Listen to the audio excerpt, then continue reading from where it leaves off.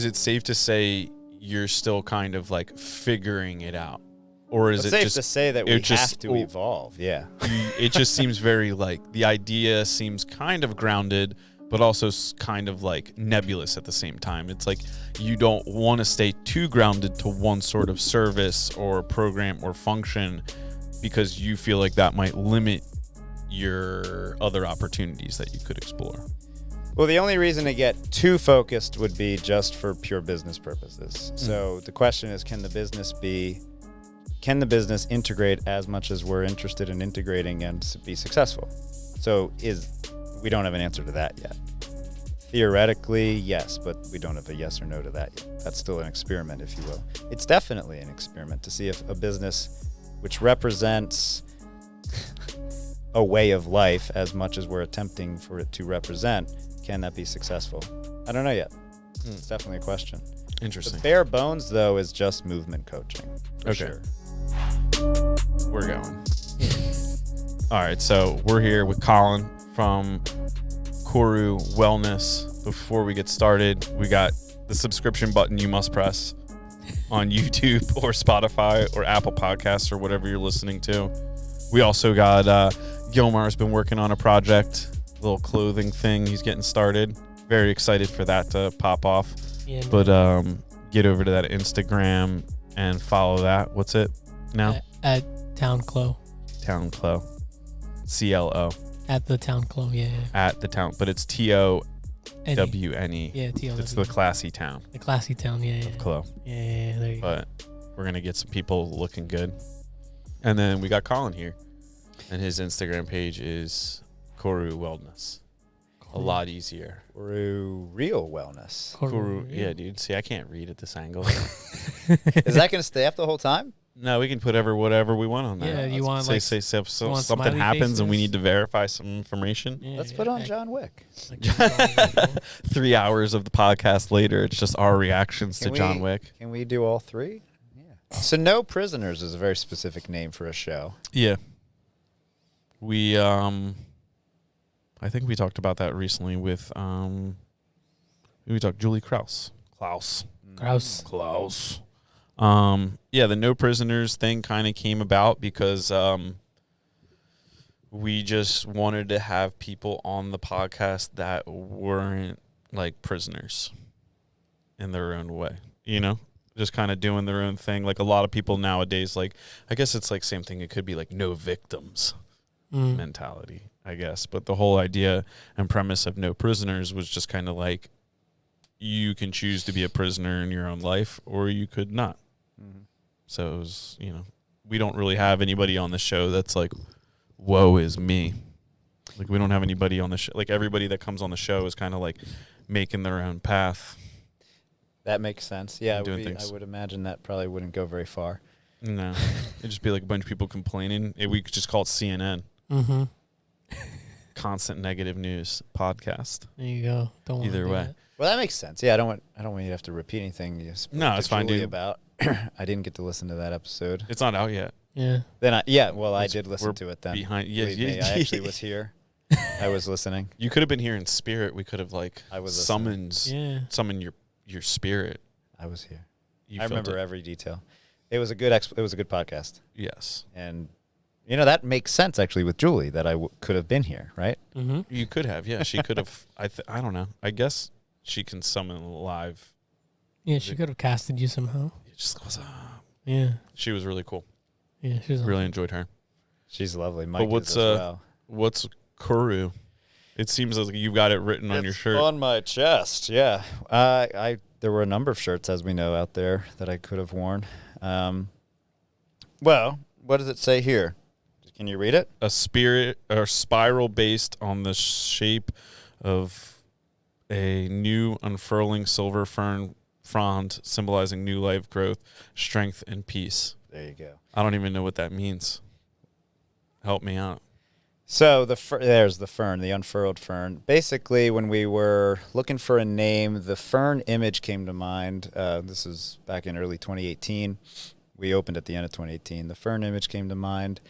And eventually we learned about this word Koru, which my understanding is we probably don't say it right. It's a Maori word, like the All Blacks, the team, the rugby team. They probably say it.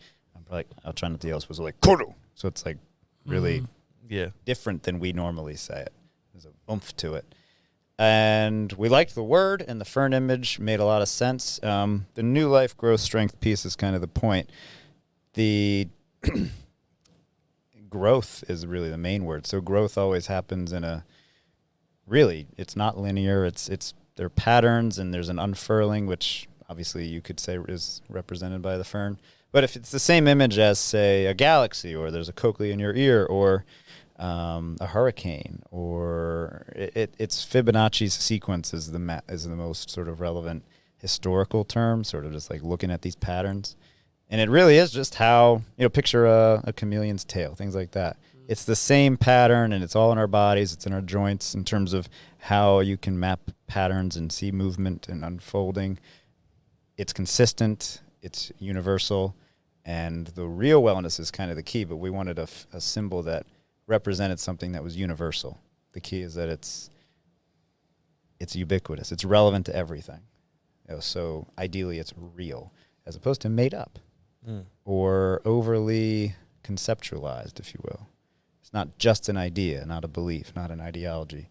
There's a really solid foundation to all of it. And how do you tie all of it back to fitness? Is that like I don't really want to talk about it as fitness, or I don't try to think of it as fitness, but fitness matters, of course. We're fit guys. You do jiu-jitsu. I do what I do, and everything's good in terms of keeping us in shape, so to speak, and fit and able so we can live well. But to me, fitness is just like icing on the cake of being healthy, if you will. Okay. Exercise and fitness are nice, but not the point. So you're more, because I do know a little bit about your facility, we'll call it. I don't want to call it a gym now after we just went through that. Well, you'd see. The gym is only a small part of it. You'd see that. Yeah. So you have the gym, you have a sauna, you have the ice baths that I've heard about. You have, what other things do your clients, or how do you help people with what you're doing there? Yeah. So, why is it not fitness or exercise? Why do I care about that distinction? That was probably the main thing that I was imagining driving over. This is probably what would be most worth prepping in terms of conversation. What's that? Well, what does, of course, the name of the business mean? It's it's not obvious, and I'm very aware that it's not obvious. I think the two things that you should have meditated on before you came here is, what does the name mean, and what are you doing over there? Sure. What are you doing in your laboratory? We like the word lab. We call the gym actually a movement lab. So the name means there's a lot of different ways to go into that, which is what I was, as you said, meditating on. What we're doing is fairly easy. It's movement coaching at its foundation. And, of course, sometimes that can look like exercise, sometimes that can look like fitness. And, as you mentioned, there's a sauna, ice baths. The ice is probably the most, on the surface, unique component that we offer. And then we're all about having different events that tie in, and, what the name means is how we'll get it into, how the events connect with what we're doing. There's hands-on treatments that take place there, some fairly obvious, some less obvious, like massage, fairly obvious, I think. But the name of the business is really the nitty-gritty detail, because all that stuff's fairly straightforward. You just come, you do your thing, or you engage with a practitioner, you get your treatment, you go through your session, you're there for an event, or most fun, you're there for getting in the ice, which, of course, probably I figured we'd also talk about. Do you do that, by the way? Have you ever? I've spent time in ice, yes. Cool. So maybe we'll get back to that, maybe not. The name of the business, the word real is the key thing, and unfortunately, as you demonstrated, not everybody even says it, right? You said Koru wellness. The word real is the word that I really care about, though, because when we were trying to figure out what our brand was mostly going to speak to, it was what's true for all of us, or at least most of us. And, this could go all the way back to my college years, my high school years. My degree is actually religious studies, so there's a lot of that built into it. A lot of that's sort of baked into the cake and the thinking behind it all. But the main sort of question is, like, do we have a good enough sort of gold standard for what health and wellness mean? And depending who you ask, you get a different answer. In my opinion, no. And the reason is mostly because it's not based on most of our concepts of, or most of our metrics and standards for what's, how to measure human wellness are based on beliefs or constructs or concepts or ideas. That's not necessarily good or bad. And that's like your community that you've created, or like human race as a whole? Like, what are we saying? I'm willing to talk on the scale of humanity. Okay. But of course you can take a smaller scale and just look at a Bucks County or a town or a family. And you've hinted at very specific sort of more political elements that touch on the same point. We don't have really solid, clear, good enough agreements for a lot. I think that's fair to say. And it's fun to unpack that. Why we don't is where I get nerded out. I can get really into that. And the religious part is relevant, I think, to that. But what can they be is kind of the key. Like, what can we all easily agree upon? That's the foundation for the business. What can we easily agree upon that matters?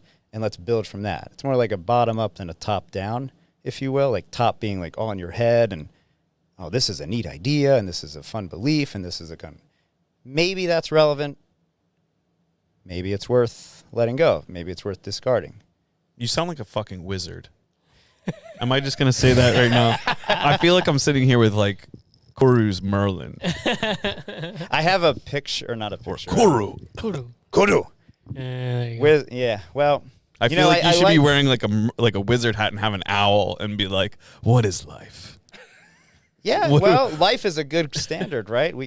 Life, air, water, movement. We have on one of our walls it says breathe, move, nourish, create, because we've been consistently trying to, and COVID threw everything for a loop, of course, in terms of just like how are we going to operate. But so you opened what year? We'll start there. Basically 2019. 2019, like later in 2019, right before. No, grand opening was essentially 2019, January 1st. We had So you were open for all of 2019, and then COVID happened, and then you kind of had to reassess. And then we what are we doing here? A year and change of reassessing and playing around, and it wasn't until. But that doesn't really affect what's been consistent. What's been consistent is this fun, wizardy, mystic element that I don't really, it's fun. I get it. I don't want it to seem like that. I really want it to be relatable. Totally.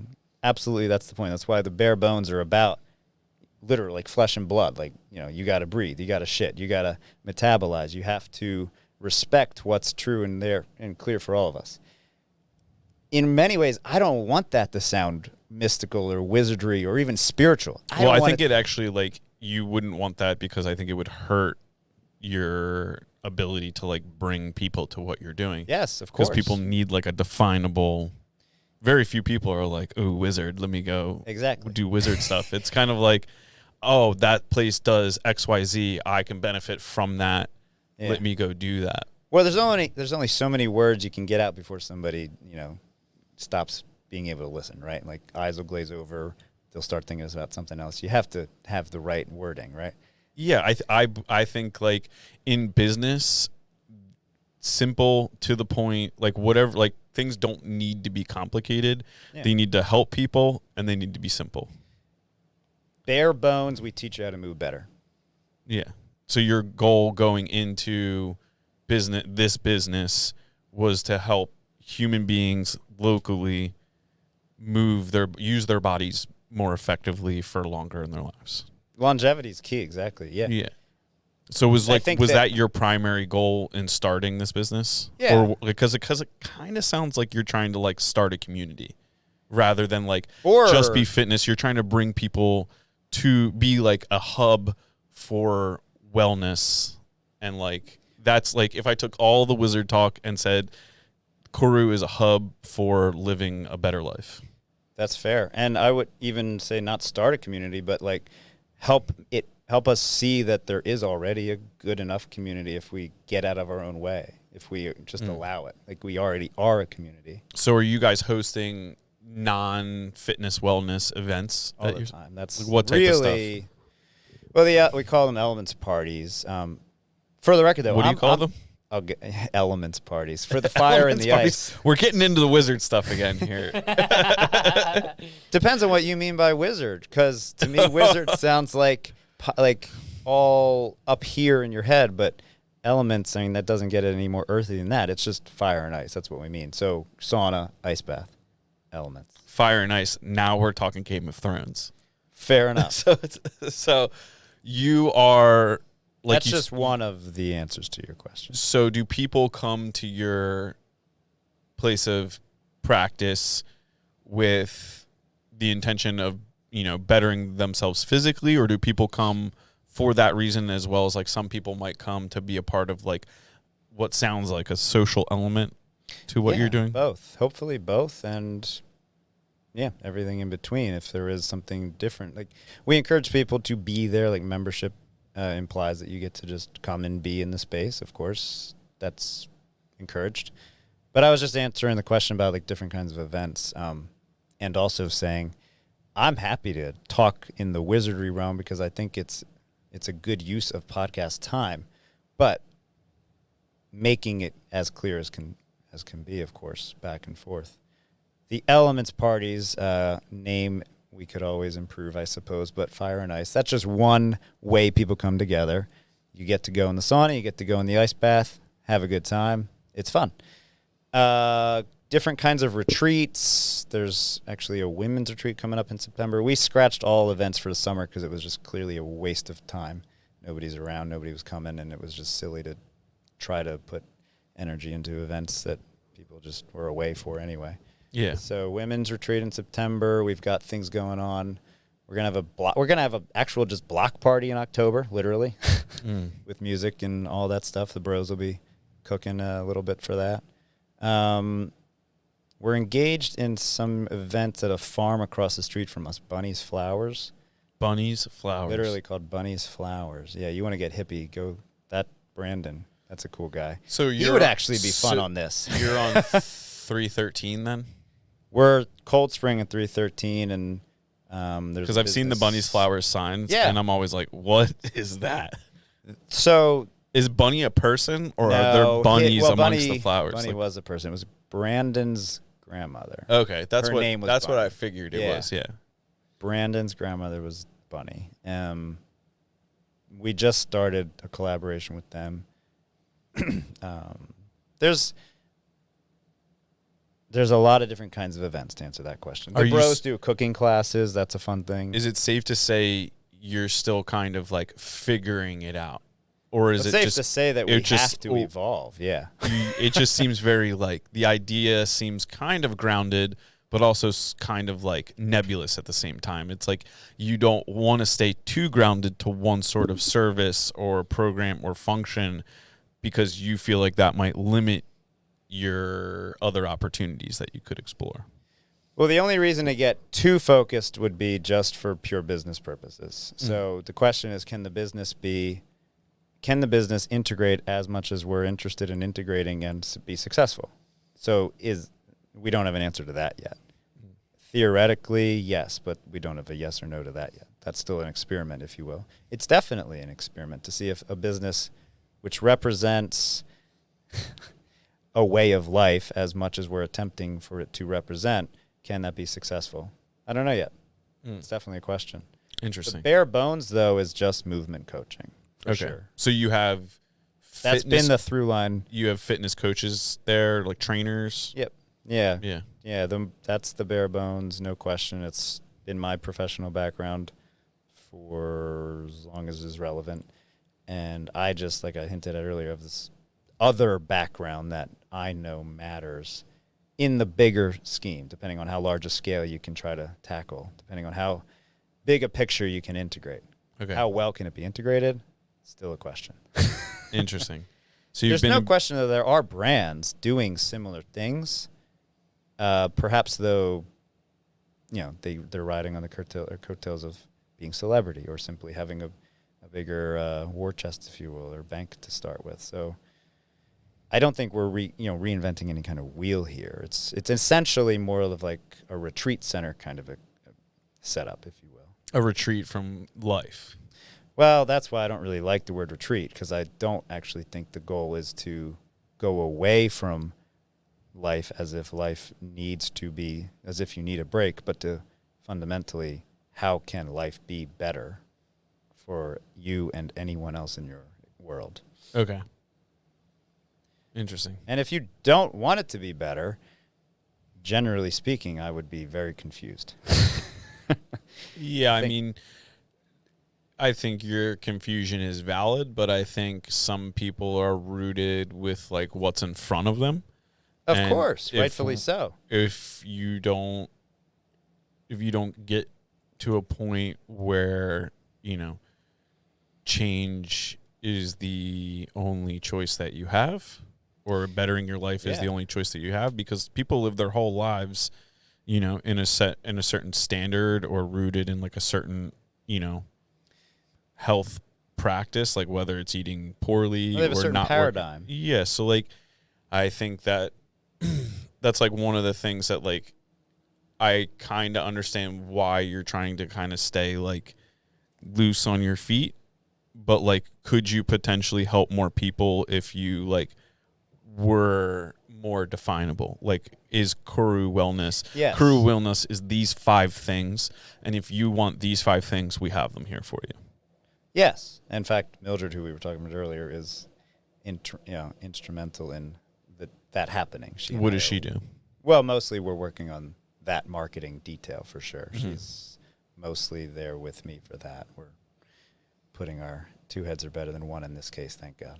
So who represents, like, are you like the sole owner of this? Or there's 2 of us. I'm more just the known face, but I don't want to be known as Kuru. I'm just the sort of the founding... known as Kuru, the wizard. Yeah. That's like how he said it.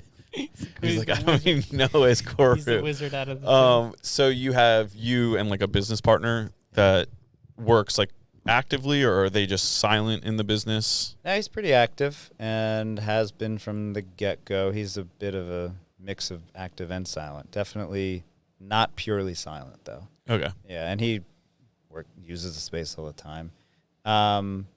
We're very aware, painfully aware, if you will, of the question you're asking. Like, what if we just, root it into, we teach you how to do, quote, use all the conventional lingo, like breath work, get more fit, lose weight, get in shape, improve your metabolic state, have a better digestion, eat these things, and everything's going to be magical. And I say that tongue-in-cheek, or I say that with the tone that I say it in, because it doesn't really click for me. Yeah. There's a reason. I just want to like I don't like if somebody and all that's accurate. If somebody if like somebody I know listens to this and they text me after listening to this and go, "What the hell does that guy do?"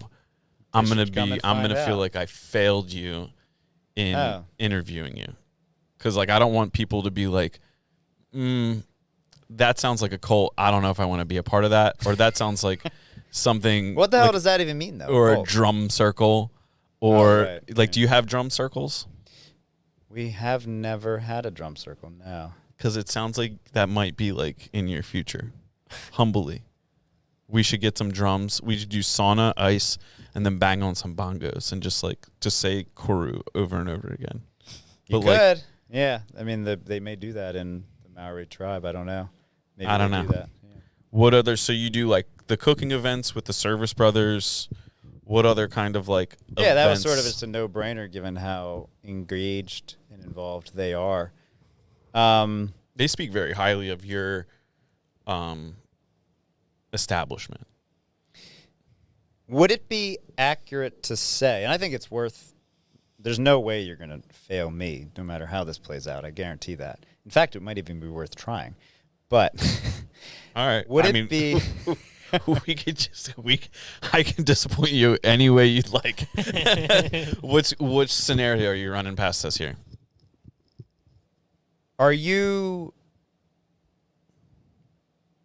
you have a tendency to be pretty skeptical of things? Yeah. I'm a naturally skeptic of things when I need to be. I'm very open to ideas and exploring ideas, and like this whole podcast is pretty much like Gilmar and I going on this like journey of just like hearing what people are doing and kind of like building friendships and relationships with people, and then kind of like learning what people are doing, and then just being like, that's interesting, or that philosophy in their life could really benefit us. Like they seem like they're helping a lot of people, or they're doing different things. One of our ultimate goals is kind of like have a good conversation, and then like also showcase what that individual is like about or doing, or how you're helping people, or what like difference you're making on like planet Earth. So, well, what kind of difference would be valuable? Like, what am I skeptical of though, or what am I think like it's what just differences? Because you're representing other people as well, like you said, even just your listeners. So, what would be a good impact on planet Earth? Because you just said, wasn't that how you phrased it? I can say like what our impact is on planet Earth, but it's not necessarily for me to like define what is a good impact on planet Earth. Like as long as you're not harming people, you're either harming people, you're just coasting, or you're changing someone's multiple people's lives for the better.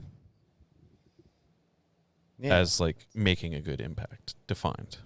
Right. Yeah, that's so like for instance, making an impact would be me leaving people that are listening with an understanding of how they can benefit from, being a part of your business or our cult.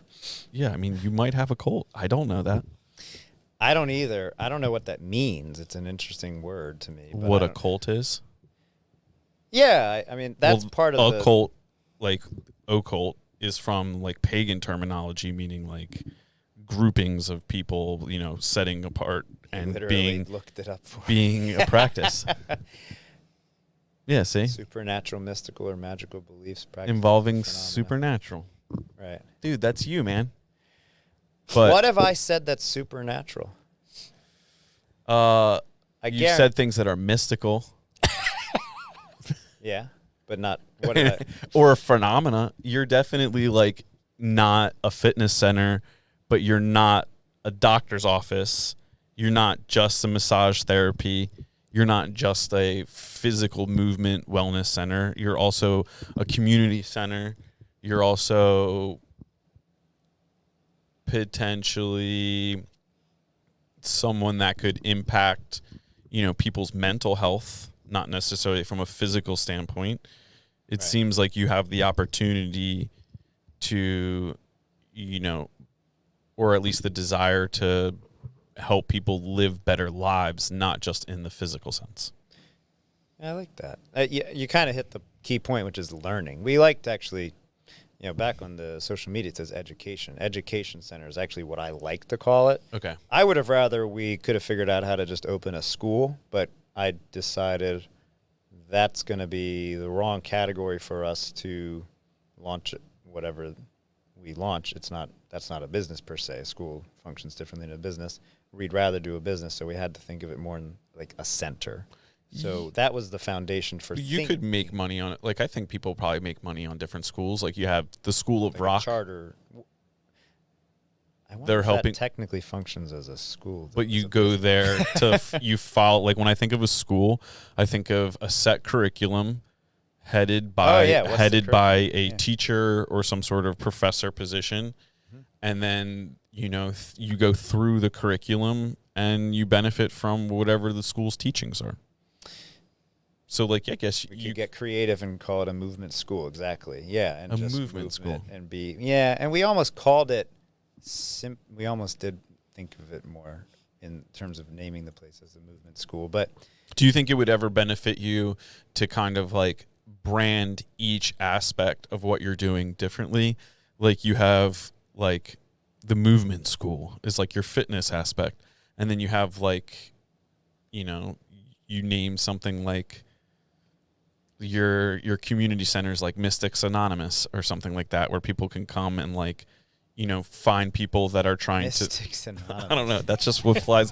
Dude, shit flies from the hip around here. So there are a lot of mystics around, believe it or not. Oh yeah, dude. Like I'm down with the mystics. What is fucking funny about that? You're over here. I hear you laughing in my headphones. The word mystic's stupid. These are some. And I mean none of these terms with any disrespect. I'm just like I'm very intrigued by like. I wouldn't even mind if you did. It might be fun. But the way way you present yourself is just very like this like you seem very professional and very educated, but you also seem very like, I don't want to be any one thing. I want to be all things that you want to be. It's like you want to be able to just like, is your primary goal to help people? Yeah, we're here to serve people's lifestyle improving. We want your lifestyle to improve, but we want it to improve.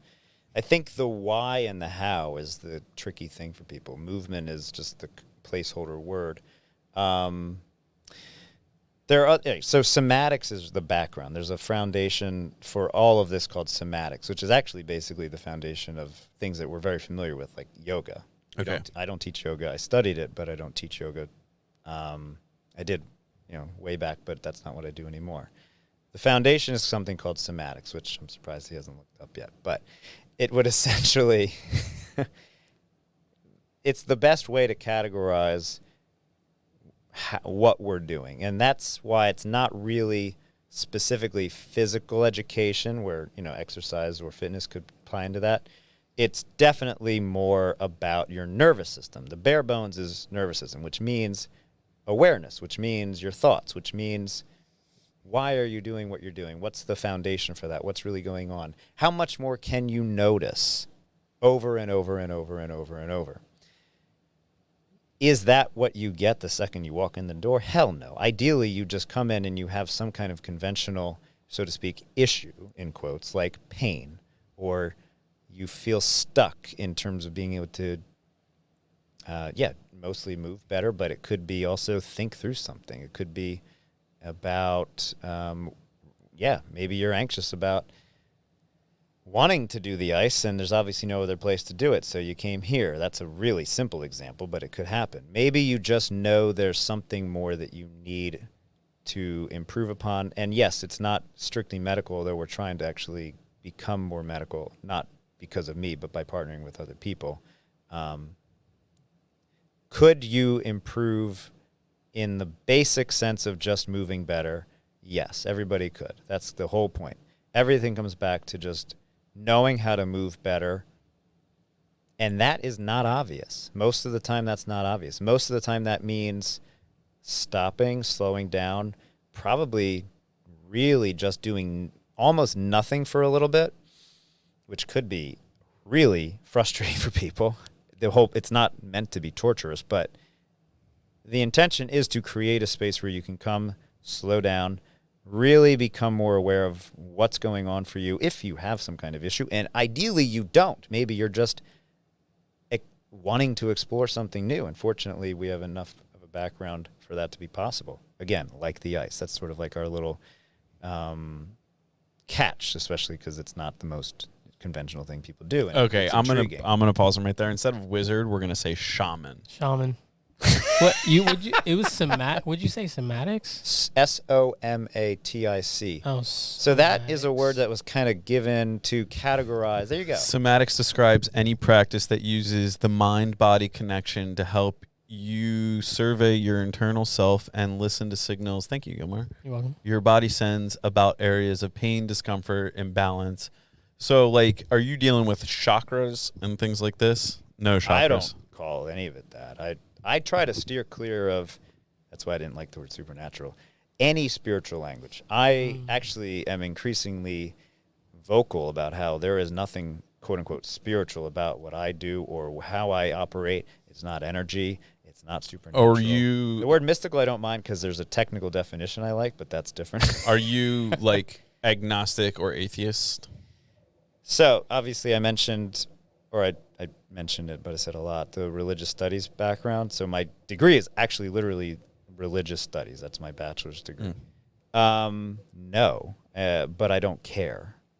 It doesn't So matter. you're agnostic then. So agnostic meaning like atheist believes that there is no God. Right. Agnostic is like, Well, that might be oversimplifying it, but Whatever. if you need to call it that, go for it. More or less, it just isn't important to me because we need better priorities. God is not the most God. there's Really, not, this all kind of comes back to God if you want to be really blunt and provocative. but we don't have about to it. we don't have to define it in like the Christian sense of Good. God, That's what agnostic refers to, though. but not necessarily. Because you can be spiritual and not believe in God. So what does that mean? You can believe in multiple. Some religions believe in multiple deities. Like if you're Hindu, you're practicing Hinduism, you're not agnostic, but you don't believe in a singular God. So there's a history to all of these different kinds of categories, again, and concepts and constructs and beliefs and ideologies and what is it serving? That's I really the think point. that- what is any of it serving? I think spirituality serves a lot of great purpose, but I don't think uniform religion serves a great purpose. And I think you would agree that's a fairly cliche point of view, right? why? Well, okay, but so that is a no. You don't necessarily agree that that's a fairly cliche point of No, view. I'm trying to understand why you feel that way. I think it's fair to say most people who identify as spiritual will say, yeah, I'm not religious because I don't like religions, so I'm spiritual. I think that's fair to say. If it's not, then let's Then rip that apart. In that sense, yeah, you could say that's cliche, but I think people pick and choose whether or not there's what levels. You have varying degrees of spirituality. You have surface level, then you have people that, are harnessing drum the circles. and the energy of crystals and things like this. But like I think religion is harmful in the sense that like people Do you believe in the energy of crystals? I don't think I know enough about crystals to believe or not believe. I'm open to crystals potentially. Well, I haven't had a crystal expert come across my path yet. But what I'm saying is like religion historically is harmful. You have, Christianity or Catholicism will focus in. Catholicism, when that came about, it pretty much was fondling little boys is bad. And then fast forward a few centuries later, and Catholicism is responsible for more pedophilia than perhaps the Greeks and their multi-deity culture was responsible for. So you also have things like people don't eat meat on Fridays, they only eat fish because the Catholic Church told them that. But what they don't also know is that the Catholic Church owned all of the fish markets. And back when, fish wasn't exactly the most popular dish, it was very dirty, it wasn't a very clean way to eat, the Catholic Church outlawed meat so that they could make money on fish. So you have manipulation like that with religion is very manipulative, whereas spirituality, people can believe, there is a higher power, whether that's the force or, some sort of energy we can't define, different things like that. The human eye can only pick up on 1% of light spectrum. So for us, we might not even be able to see everything that exists. There's a lot of science that could also, be a part of spirituality. If you want to go down that route, or you could just believe in aliens or different things. But sometimes giving themselves up to believing that there is something superior to them is a humbling process for a lot of people's egos, and, serves great benefit to how people live their lives. Maybe that's it happening, serves or great maybe benefit. that's a thing. Maybe it's beneficial. If people are living even if it's Basically placebo, what you even if it's said- placebo, and what you believe is true, 100% true, I don't and really peop- have many beliefs. and people are living a better lives believing that, is it wrong? Right and wrong is a useless paradigm in most of these contexts. I find it in two things. One, what I think you more or less said is we have the freedom to believe what we want, Yeah, of course. for better or worse. Fair? I think you have one or two outcomes and beliefs. Like, you either are believing something that's helping you, or you're believing something that's not helping you. I don't think So there's for better or worse. I don't think there's any neutral aspect there.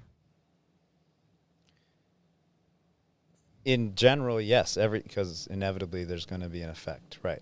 So whatever you believe has an effect, and you have the freedom to believe seemingly essentially what you want.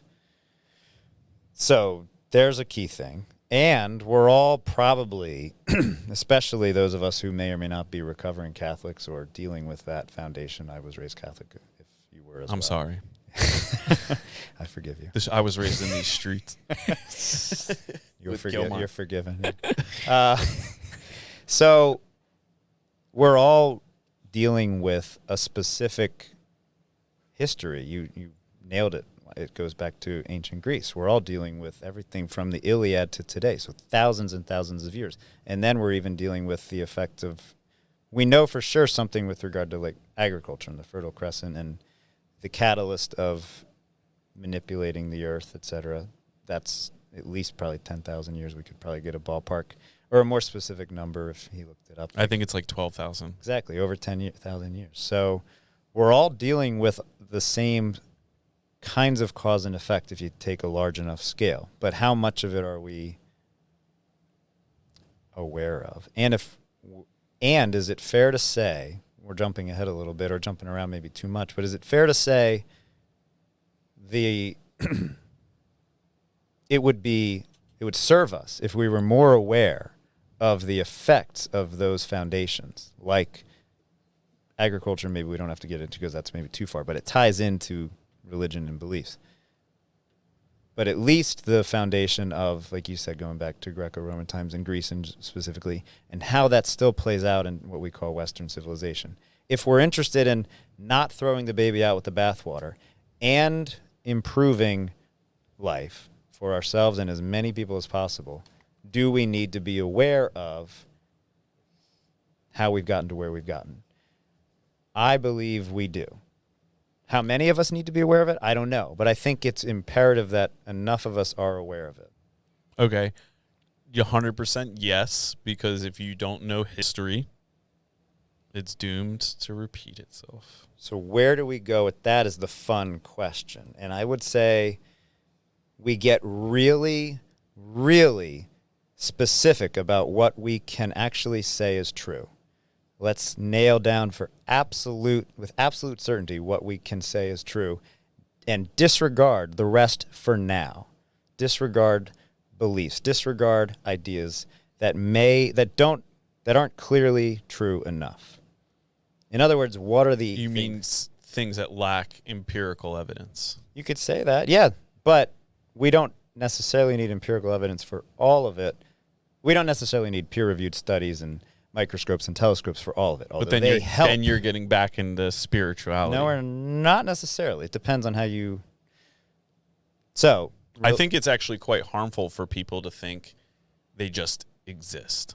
I'm not suggesting that. In some Not realms. even a little. I've never said that. I'm saying we have to get very, very disciplined about what's true. We have to nail it down. And Okay, you go first. What's true? Well, there are very few things that I'm willing to say for sure, because mostly I don't know. Okay, But that's actually one of the best. How few? Can we cover them all in less than 5 minutes? Yeah. Okay. Connectivity, continuity, creativity, chaos. That's the alliteration that we play around with. Physics. Physics is a great paradigm to focus Well, you on. literally quoted like It's more or less 4 or 5 laws of physics right there. physics and astrophysics. You could probably just go from there. And actually a lot of, you could say, spiritual and religious beliefs and ideas fit in so well to that. So well. So, yeah, I'm willing to talk about it in physics, in terms of physics, absolutely. Mm. Yeah, but not to the extent that we're saying other things are necessarily right or wrong, but that we don't know them for sure, and that's okay. In other words, I think it's critical that we realize we don't need to know a lot of these things for sure. And that's actually not just good, but necessary. So the chaos part is basically mystery, hence I don't mind the word mystical. We can't know everything. And even if and trying to is pathological. More importantly, if you could, that would be the worst case scenario. Is that really physics or is that really chaos from a physical? Well, I just tried to make an alliteration. Because chaos is just, there is an innumerable amount of situations. Unpredictability. And it goes on for infinite, like it's infantile. Yeah, the key, again, it was meant to just be a cute alliteration. Yeah. So chaos just catches the point that there's an inherent and implicit unknowability and unpredictability. Okay. And that's good. All right, I'm going to try one. Yeah. Ready? Yeah. You ready for this? He prefers V-necks over traditional collars. Are you asking me? No, that's my statement. Based on the 2 shirts you've seen me in? Yeah. Yeah. I like the other one more. This is actually the shirt I like the least that we designed. Got a V-neck right there, look. I do think I like V-necks more in general. I think that's fair. I think you're probably right. And now I have another statement. Okay. I have to pee. Oh, no! Yeah, we can pause it. Take the wheel. Oh, man. You guys talk about, like, fucking spirits and shit? No, I'm kidding. Oh, we're still going. I mean, we don't have to. We can pause if you need to use the No, I'm bathroom or good. anything. No, I have a bottle. I was just going to go in that. I'll blur it out. You can just sit right there. It's fine. No one will say anything. It looks like the green tea. The green tea. Rambo. I'm sorry I called you Rocky. He's like, how could you? I jumped on you. There's nothing similar about those 2 names. Sorry. I mean, both Sylvester Stallone characters. No, I mean, they're both Stallone. They both start with R. They're both 5 letters. There's nothing similar. Yeah, nothing at all. Yeah. More or less the same era in film history, but irrelevant. Yeah, I don't know how you But can Rambo, use that. Rambo. I understand the point is Rambo. Yeah. No, he's fine. No one's offended. Right, buddy? Well, Yeah.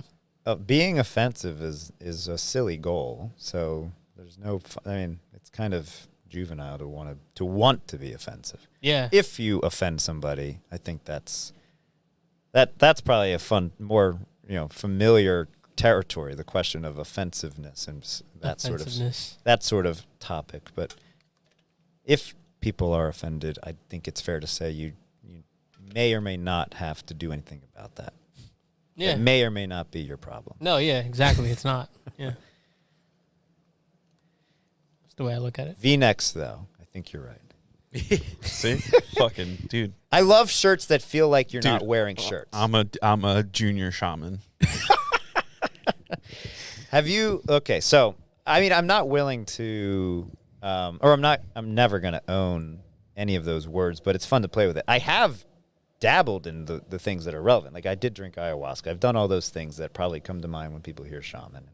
So, Mushrooms. Yeah, we've all dabbled. I feel like you've got like a jar of mushrooms in your refrigerator right now. I don't do anything. I don't like anything anymore. That was a long time ago. How old are you? 85. I fucking knew it, dude. Fucking knew it. Dude, I was 87. Oh, 87? Today? No, yes, exactly. Today. He was going to be the fucking Outlander over here. That's Highlander, right? Highlander. Whatever, dude. Outlander's a funny reference, too. Yeah, it's a Toyota. Well, no, it's that show. The show set in the Highlands. I'm saying the Outlander is a fucking Toyota. A Highlander is there can only be one. No, wait, Highlander is Outlander is also a show. Yeah, but isn't the... And they're Highlander's similar in that there's a Scottish... Which one's the dude with the fucking sword that's They're Scottish both and he transferred... And Highlander. He goes, okay, so I was right. You were referring to Highlander, which is also a Toyota. Yeah, I think you actually Dude, it even looks like the Highlander. Yeah, fair enough. I used to have pretty long hair. Yeah. Okay, so... There's Outlander's the other one. Mm-hmm. That's on TV these days. You should check it out. It's a fun Yeah, show. that doesn't look like Hey. for me. Highlander's my Yeah. jam. So VMAX. you went to? Did you grow up in this area? Yeah, the general Philadelphia area. Yeah. Okay. Yeah, my parents just moved. Like I said, I didn't say they just moved, but the Yardley move was just recent for them. So. I was kind of hoping you'd say like the Amazon, but Well, we can pretend, sure. yeah, I mean, we'll what is pick- real? Yeah. Well, The Yardley Don't- Amazon. look, we can keep going back to that. So they were in Montgomery County, Hatfield, and nice. yeah, so we just moved them to Yardley. What high school did you go to? LaSalle. Oh, college prep. Yes. Okay. Did you go there? No, I've got two cousins that went there. Yeah. They I are went not there. shamans. No, not everybody graduated with those credentials. One of them is a Jedi Knight, though. See, that would be more fun. I would have more fun with that. What is funny about that? It's facts, dude. Fuck, okay, yeah. He is. I feel I like you would- might have mentioned that at some point. Dude, he's legit, like, respectfully a Jedi Knight. I think you've. There are people who I would try and get him on here, but I promised his younger brother he could come on first. Okay, well, We could talk. yeah, let's do it. can he move things with his mind? He can't not move things with his mind. There you go. I mean, that's a fun thing for people to be able to do. So So you went to I would LaSalle. love that. Yeah, I mean, that would be a cool thing to do, but I could see it getting out of hand. It's a lot of responsibility. Absolute power. Would you, if you knew how to do that, or you possess the capabilities to move things with your mind, would you tell other people, or would you keep it to yourself? I don't know. Can I think about it? You have 10 seconds. I would tell very few people. I'd be very specific, but I wouldn't keep it to myself completely. Okay. Yeah. So your mom would know. I don't know about my mom. My partner, my girlfriend, her theoretically, yeah, I would tell her. She's Maybe eventually. theoretically your girlfriend? No, like theoretically, I would tell her. Theoretically, I would tell her. Yeah, I would. You could tell trust her with my- something like that? I think I would tell my son. I would tell kids. Yeah, my kids, Okay. family, like really immediate. Your kids got big mouths, though. Next thing you know, you go to school they'd and be like, yeah. my dad can beat up your dad. Be like, no, he can't. My dad can move things with his mind. And next thing you know, your kid's getting My bullied. dad can pick or the you cops up are off at the your head. ground from 10 feet away. If you're that powerful. We don't know how powerful you are. Yeah, Again, it's all theory. We're working. Well, your cousin can speak to that.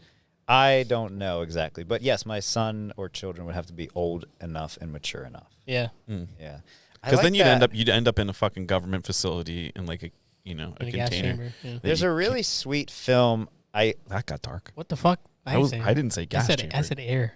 Okay. I'm ignoring it. There's a really sweet film. I'm going to balance it out with this rom-com called About Time. Did you ever see it? It's so No. good. The dad eventually tells his son that he has the ability to time travel. Okay. It's a surprisingly great movie. Really fun. And I thought that the way that they- that was going to go a little differently, but it just made me think of it. You know, when would you tell your kids? Like he told him at a certain age, like you're mature enough now, you can handle this responsibility. Responsibility is a really good word. do you I connect bet with you that like movie? that word. Do you connect with that movie because you're a fucking time traveler? Yes. I have. You don't know how many times we've restarted this podcast. It kind of seems Shit, like we have to do it again. I'll be right back. All right. I'm waiting for it to restart. I'm waiting for you to We're better. We're better now. Oh, we're better now. Oh, okay. So Soundtrack's really good too. Nick Cave. There's a lot of good songs there. no. So how old are you? You might know know right. the Jedi Knight. 36. We didn't say that. I don't think you know the Jedi Knight. I think Dang. you're too young. 36. Dang. Too young, unfortunately. I'm fine with that. I don't really need. You don't need to know the I don't Jedi need to Knight. know the Jedi. Understandable. You don't know if you need to know. If you want to connect us, that would be lovely. I'll have to reach out. I'll have to reach out to the council. I met this guy. I have no fucking clue what he does. I talked to him for 90 minutes, and I'm more confused than ever, blah, blah, blah. But maybe it'd be fun for you to talk with him. That's not how I'd like this to end, but if it does, that's okay. So after LaSalle, did you go to LaSalle College, or did you? No, I went to Columbia up in New York. That's where I got the religious studies degree. So I lived in Manhattan for a while. Why did you choose religious studies? Okay, so I knew I wanted to study so I wanted to understand people. I wanted to understand us better. That was all I really knew for sure. So it's a question of like, what's the best method for that? What's the right means for that for me? I was interested in neuroscience. I was interested in psychology. I wasn't interested in philosophy. I thought that way of going about things was really boring. Philosophies, you could potentially succeed at philosophy. I know. Well, there's a lot of similarity. And at Columbia, you end up reading all the quote-unquote great books. That's part of what makes Columbia unique, is that you really go through Western civilization fully, like in terms of what we actually think of, like, again, the Greeks and Iliad, etc.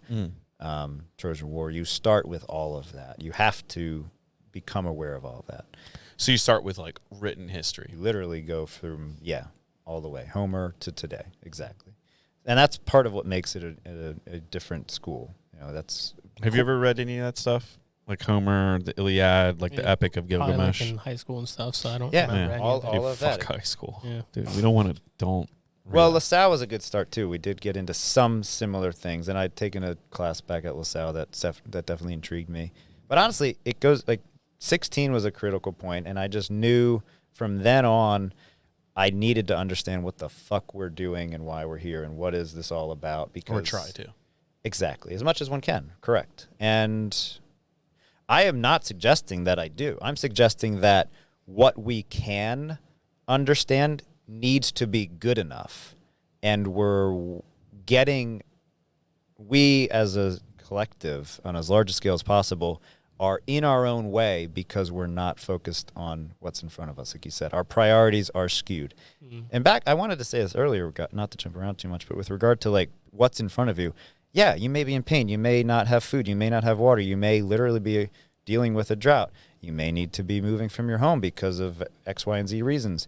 You may, the bank may be run dry. The bank account may be run dry, or you're in the negative. These are legitimate issues that everybody is either familiar with, knows somebody dealing with, or is afraid of dealing with soon. And that's clearly what matters. And what... Are you inferring that there's going to be a societal collapse? No.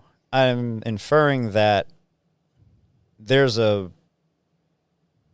I'm inferring that it's very possible that we don't need to that it's necessary for us, for whatever particular reason that stands out to you, to reevaluate our normal ways of being human. And I believe, this is probably my only belief, that we can do better across the board. I think we can agree upon that. Mm-hmm. Do you get road rage? We were talking about John Wick in the beginning. I know what rage is. Yeah, I know what anger is. Okay. I don't think I get it on the road because I don't drive as much as you might. When I'm usually taking a longer drive, I'm with people and it's pretty fun. Like I go to Ventnor a lot with my girlfriend over at the beach. So that's probably the only time I might get road rage, and I don't because we're having a good time. I usually just drive between Koru and my house, which is a mile, so it's pretty easy. Do I have the same experience when I see somebody doing something that I, of course, might judge and be quick to jump to conclusions about? Of course. Now, say you're on the highway. There's 3 lanes. Which lane are you in? I'm probably moving around quite a bit depending on the other cars. And hopefully I'm passing without going too fast. Okay. So not just one. And if I'm going too slowly, I get my ass to the right. Okay. Yeah. Interesting. And I'm not tailgating. Okay. Very, very not a big fan of tailgating. Outside of... Are these the standard questions you ask everybody? No. No, but they should be. I like that this could turn. No, but they should be. I like that this could turn into a list of like key questions you ask everybody. Like Julie, do you get road rage? I had it just before I got here. What are you doing for fun or like on the weekends or things like this? Are you a cyclist? Are you do you juggle? Yeah. Like what are you doing? I would like to learn something like juggling. If I was to learn a new skill, honestly, jiu-jitsu is really interesting to me, but it would go hand in hand with a lot of what I do already. I'm really nervous about fucking up my neck because I have a couple injuries from I was a rower. That's actually how I got into Columbia. Do you know the Winklevosses? They were like right there. We were right on the same exact time frame. Yeah. Yeah, that's why I'm asking. Yeah. I don't know them, nor Damn. Mark or any of them. But I do. I would rather learn an instrument, though. I was going to say, instead of juggling, that'd be more fun to me. But cycling, yeah. Cue up the fucking drum circle, dude. Let's go. No, I'd rather learn like the violin. But That's not saving you in the apocalypse, dude. Drums. fair enough. I don't believe we're going to. I mean, I don't know what an apocalypse necessarily looks like to you, but hold on. No, don't hold get that off the thought. fucking I topic know. here. What do you? Well, for fun, yeah. We go. In fact, you would probably be a great one to join us. A group of us. I'll think about it. Every so often, I'm trying to get the bros to come. We go for long bike and camping trips. That's honestly the top of the list right now as far as like when I'm feeling like I'm really having fun. That's what we're doing. We're biking and camping for a couple What do you days. define camping? Like, how camping are we going here? We bike with everything for at least 50 miles each, on average, and we're out there as far as one can be with respect to a bike trail or road. And we pitch our tents, and we cook our food, and we sleep in our sleeping bags. I mean, Okay. it feels like camping. Okay. I'll accept it. Yeah. You have. Okay. We were talking about we were going off a side tangent there while we were thinking about fun things. Look, if I didn't have a number of things in place, there's no doubt I would just live in the woods. Okay. But I did that, and it's not worth it if you want to. I think the funniest thing is when you see somebody who lives in the woods with an Instagram account. Or a homeless person with a cell phone. That's a different conversation. But like, think about it. Like, they're filming their hut in the woods. Like, come on. Like, isn't the point to be away, so to speak? Maybe, maybe not. But I did But all maybe of they're that. helping people, showing people that, hey, you can do this too. And power to them, and they can. And I've played with that. We Maybe that's your calling. It is. I would like to generally just be taking people outside more, but I don't think that it's not because we need to just be primitive and primal and wild. That's not that. The problem is, and that's why I'm so picky about all of the categories, is we immediately we have this built-in tendency, which I think relates to all of that stuff from the Greek and Christian background. We have this tendency to think, oh, that's the entire story. That's the whole explanation. That's exact that.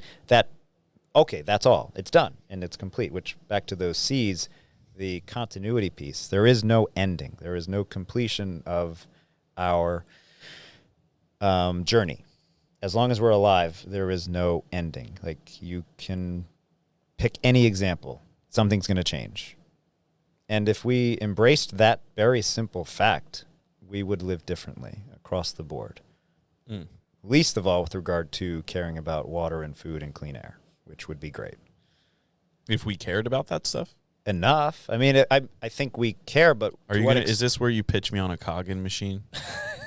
The water? No, I don't. I forgot, because that's what they always talk about. Yeah, our friends. No, I don't I don't have one. There's a few people part of that organization. I don't have one of those. No, I do value clean water, but I don't have one of those machines. Okay, what do you drink water from the tap, or are you filtering your water? I get the spring water. You drink it out of a plastic bottle? Glass exclusively. You wanted to, like, that was like, you were hoping to have like a got you there. No, I was just trying to figure out what you were drinking out of. Glass. So you get spring water delivered in glass? Yes, we do. Koru, we get these 5-gallon carboys. I used to go collect our own spring water, not with Koru, but prior, like when you were living in the woods. Literally, yeah, exactly. Yeah. And that was great, and it's a lot of effort. Running water is a wonderful thing if we are not, if it's not creating some other kind of, and obviously it's not a new tradition. We talk about aqueducts too, right? So it's not like we created something magical there. It's just the way we're necessarily doing everything. I think everybody does care about water, food, and air, of course, and I'm just suggesting that there are normalcies, like patterns and tendencies that most of us share, which are in the way of actually, I mean, here's some really cute, provocative wording if you want. All right, hit me. Well, heaven on earth. Like, if we really if we're looking for like the best possible scenario, call it heaven on earth, whatever you want to call it don't call it utopia. As long as there's a vision for something better, like what do we need to do? Like what are the mechanics that we need to engage in? What do all of us probably, or at least again, most of us need to prioritize? And again, that's not easy. It may sound simple, but it's not easy, least of all because we got to pay the rent. We got to pay the bills. Do you think that people behave in the manner in which you're referring to because we have a survival instinct that no longer has necessity? I think the whole like saber-toothed tiger paradigm, if you will, is important to pay attention to, but I don't think it's the whole story, because I think the more powerful stories are the ones that go back to, again, like the context of Western civilization, which doesn't really include fear of a saber-toothed tiger. It doesn't really include it includes fear of people, essentially. I don't agree with that, mainly because the United States of 200 years ago was pretty much wilderness, and people wandered out into the wilderness very much fearful of cats, bears, things like that. And other humans. Maybe even more so. Okay, but animals. I'm not saying humans. Absolutely that we've never feared bears and cats. Of course, lions and tigers and bears are still relevant, of course. But to the extent that that's our primary issue, I think it's relatively less so. It certainly is less today in general. I've been to a couple different third world countries, and even there it's less so. Where have you traveled? I lived in sub-Saharan Africa for a little bit, and there's... Were you a fucking warlord? Like, what are you doing down there? That's the first option you went to? I don't know. I was in the Peace Corps for a little bit. Okay. Yeah.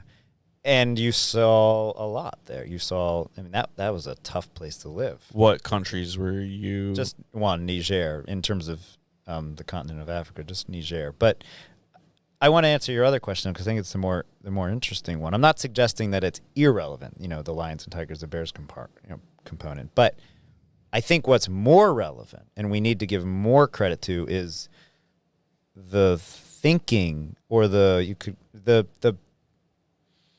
compulsions that we may all share because of certain beliefs and ideas and concepts.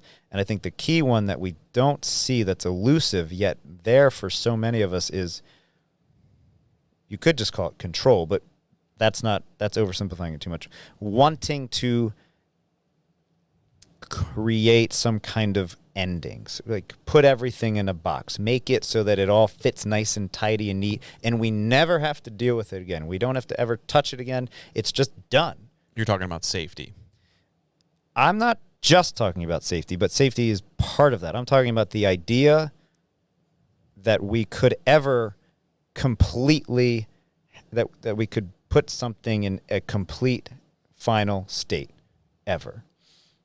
And I think that's actually the most detrimental belief or compulsion, whether it's a belief or not, because we can't. There's no example I can think of where it's ever done completely, where we're not going to have to keep tending to it in some way, whatever it may be. Well, I think my personal belief is we exist for the purpose of like fulfilling, your true potential and never actually getting there.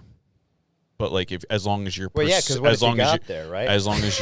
as long as you're pursuing your potential, you're living the life, or you're existing in the way we were intended.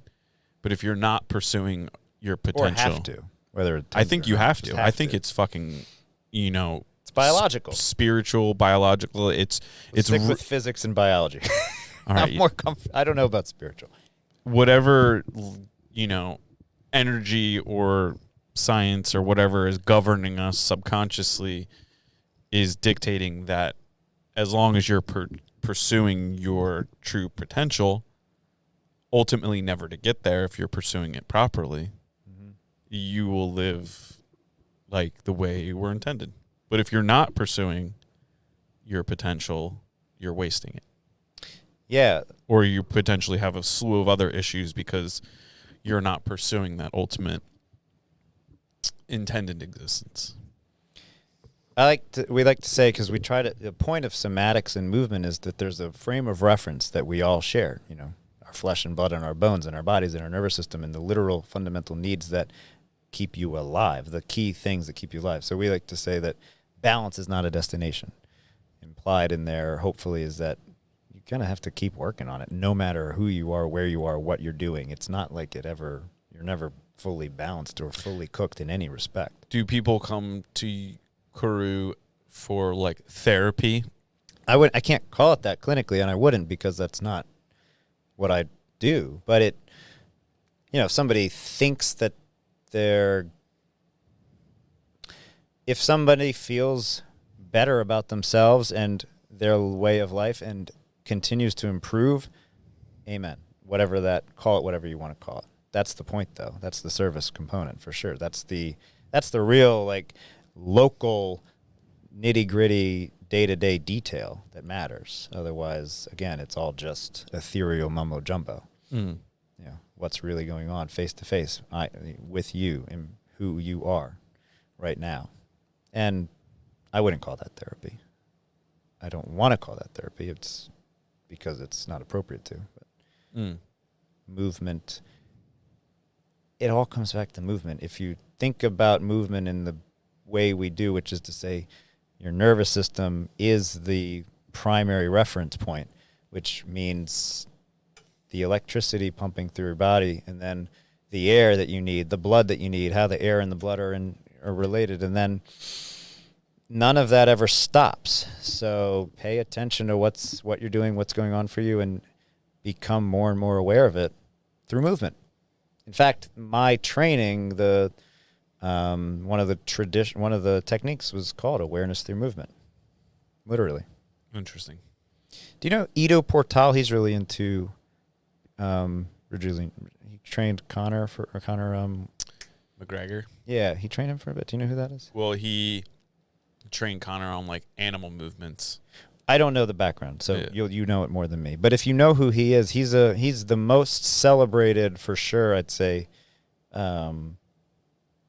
thinker in this regard, teacher in this regard. It's the same point. He was just on the Huberman Lab recently. Loved that, amazing. Andrew Huberman. Yeah, Yeah. talking about You know this fellow? all this. So it was just incredible. And that was right when we launched our online course, actually, which was really fun to see. If you are interested at all in the point about somatics and movement, and man, Ido's there's a reason he's as well known as he is. Never mind the fact that he can move so incredibly beautifully. So, what you have to be a member to participate in this experiment you're running? Well, it's a business, so we have to have some way of engaging with the public, right? So membership is easiest. Yeah, that's what Nick and Steve do. You can be working with a practitioner. Those elements parties, those wizardy parties, those are fun. Mystical events. Mystical events of various sorts, which hopefully don't seem mystical at all when you leave. But Yeah, pasta making. Mystical. it's this. Yeah, it's the most. That's what. Well, you don't know what they put in it, those guys. So it's the most. Or do I know what they put in You it? probably know. Yes. I believe the point of all of those more mystical, so to speak, features is simply to make normal life better. Like, if we can make normal life better, then I don't care what we call it. Did you get into fitness because I was a rower. The rowing was the big part. so you were always kind of like Athletic, Athletic. yeah. Always athletic, yeah. What did you do before this? Gosh. Well, I did literally more, kind of live in the woods a bit in different ways. That's not actually a lie. I moved back in 2012, so just like 10 and a half years ago. Prior to that, it was very much literally just exploring, trying to be off grid at different times and truly getting as out there as I could without going too far. That's actually accurate. My son was almost born in a teepee, so there was Interesting. that. Yeah, and there's a that was in Oregon. So, there was college, there was Peace Corps, and then there was that, and then there was, okay, yeah, you know what? You do have to have a career. Duh. So in, 10 and a half years ago, you joined the I decided, wage earners. I joined the world. I became a little bit more, grounded, to say the least. Well, like, when you started working, like, what was the first job you had? I started right nearby at the Soulbury Club. I was thinking, all right, so that I could do this, or this, all of which will be relevant to getting on this path that I want to be on. The easiest one is literally just become a certified personal trainer. It's like, okay, do that, and then I can get this going fastest. Okay. So I did that first. So Koru was your goal 10 years ago? Yeah, I've had a similar goal for a long time, but Koru is not the end goal for sure. World domination, of course. Yeah, everybody has to join the cult. And, to bend the knee, to use your Game of Thrones reference, I guess. I would say the goal for Koru is to become more literally engaged in ecology and being outside and getting people outside and seeing how to engage in the world around us. Like, I don't think there's anything more truly consistently beneficial than doing what we can outside and then learning and rewiring and understanding ourselves better by being outside. And so you were a personal trainer for 10 years and... Well, opened Koru like 5 years ago. Okay, or 3 years ago. 2018. Late 18. Okay. Yeah, we opened our grand opening was early 2019. So that's 3.5, and then we're technically in our 5th year as a business, but we started, the grand opening was the end of 2018, early 2019. So you started as like a web-based business before you had like a physical location, or? No, I shifted. I was over at the Soulbury Club until I opened Koru. And then eventually it was clear, like, okay, we can open our own place. So made the appropriate transitions from Soulbury Club, where it was obviously on paper personal training, and knew obviously we've learned a lot along the way, but what Koru needed to be was relatively clear by early 2018. So it was a matter of finding a place and going. You were ready to... but spread your wings as a beautiful butterfly. Exactly. Or whatever image you want. Yes. We're going with butterfly. We're going with butterfly to keep it simple. We're not backtracking on this. What color butterfly? Blue. I like that. Yeah, go with it. Can you look up a blue butterfly for us? We'll go with that. Oh, look at those. The second one. The Morphomenelaus. What is that one called? What is the non-Latin? What does it say below? Over to the right. Oh, right here? Below there. Yeah, below there. There's like a phantom. See, it says the Fantas something? Fantas something? Right there. See, above there. Yeah. Never mind. That's irrelevant. I don't know how you say that. The book title. Yeah, what the Latin translation for that is. It's a very, very nice looking butterfly. Yeah, you should adopt it. You should just like have a butterfly enclosure. How are you? How am I doing? Yeah. In life? That's a dangerous fucking question. I'm hanging on. Well, you said the first Saturday, and when I heard you say that, talking about your neighbor, and I was like, hasn't he only lived through one Saturday in this new place? Yeah. It's crazy. Like our the only Saturday that we've experienced. Yeah, she was a nice lady.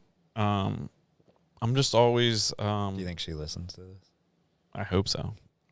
She better subscribe. You want everyone to listen to this. Yeah, anybody that enjoys it can listen. Yeah. Ask it. Well, what? Or are you trying to think of something clever to ask? No, I don't. Did you have something? I did, yeah. I was like, is that even worth it? It was Where did it go? It was to play with the aggressive part, like the aggression, and like I wonder if I've stifled how much aggression you get out in this podcast and with this unintended wizardry. which by no means is what I would call it. I'm only using that word because you used it. Let the record show I do not consider myself to be anything other than a normal human being. I transferred ownership, your noun from wizard to shaman. I know. Midway through the podcast, so you can let it go, sir. I have a statue of Strider in my office. Yeah, the horse.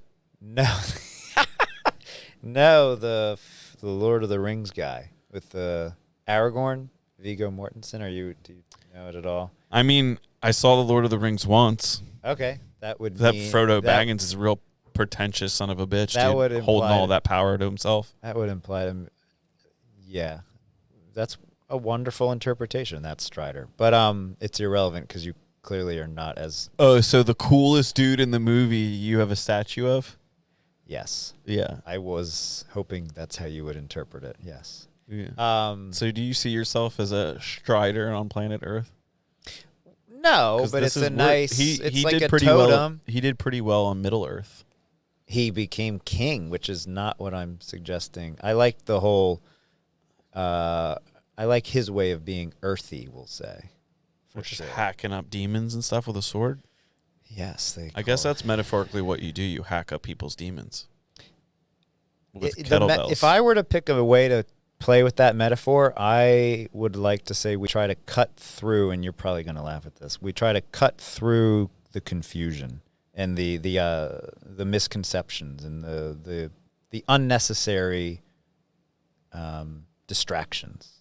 Let the record show I did not laugh at that. But Gilmar did. The record shows. Is that what you did? Okay, so we're getting into it. You don't believe in Jedi Knights, but I didn't you say like that. a little bit of the Lord of the Rings. I think Jedis are lovely. When was the last time you watched Lord of the Rings? Probably 2 years ago. Yeah, I used to watch it a lot. Yeah. In the woods. Yes, we did it. We made sure we had the ability to watch Lord of the Rings. Every now and then we wandered into town for the bi-monthly showing of Lord of the Rings. The bi-monthly. That's right. We started the morning with flapjacks. When we lived in Oregon, my son's mom and I, where he was born, I'm not exaggerating, people would walk around dressed like elves in this town. I mean, they do now. Go on. Yeah. I mean, that whole corner of the country is lost to me. Go on. This is the kind of stuff I imagine I've deprived you of for the last however much time. Deprived me of nothing other than facts. All the clips that I see of this show are much more edgy than I think you've been able to get into in this conversation. I feel like this podcast was pretty edgy. Oh, lovely. We offended you with mystic nonsense. And then we had changed you from a wizard to a shaman, which I think was appropriate transition. Wizard didn't serve you well enough because you're a man of the woods, and wizards don't dabble in the woods. They stay in castles. Yeah, they hang out in castles. Yeah. You're a man of the woods, you're a shaman walking around bare feet with the mycelium and roots of the trees, and you're probably talking to trees and stub your toe on a stump. But you're fine. Look, your favorite fucking movies, Lord of the Rings, Frodo Baggins. You just made me think of Avatar even more. Dabbling around barefoot all over the place. The soles of a hobbit's foot is, pretty much tougher than a boot. That's right. You got toe socks on. Let the record show. Should we go barefoot now? Yeah. I mean, you don't want to go barefoot with me right now. Do they smell? Probably. Yeah. Offended is such a funny word, right? Like I'm going to buy a pair of these shoes, though. I know that. They're good sneakers. Were they made in America or with the hands of children? Probably. Well, they're Reeboks. No, they're Reeboks. Or do they make children shoes? I don't know. Slave labor? You're referring to sweatshops. That's Nike. I'm well, I don't think all Nikes except for the ones that Gilmar wears. They get a pass. Those are Jordans. Yeah, owned by Nike. Yeah. I think so. I haven't had Jordans since I was an adolescent, I think. What do we got here? Asia. I said, I didn't Michigan. say it. It says Vietnam. Michigan? No, they're not made in Michigan. They're made in Vietnam. We know it's Most not. Reebok shoes are manufactured in Wixom, Michigan.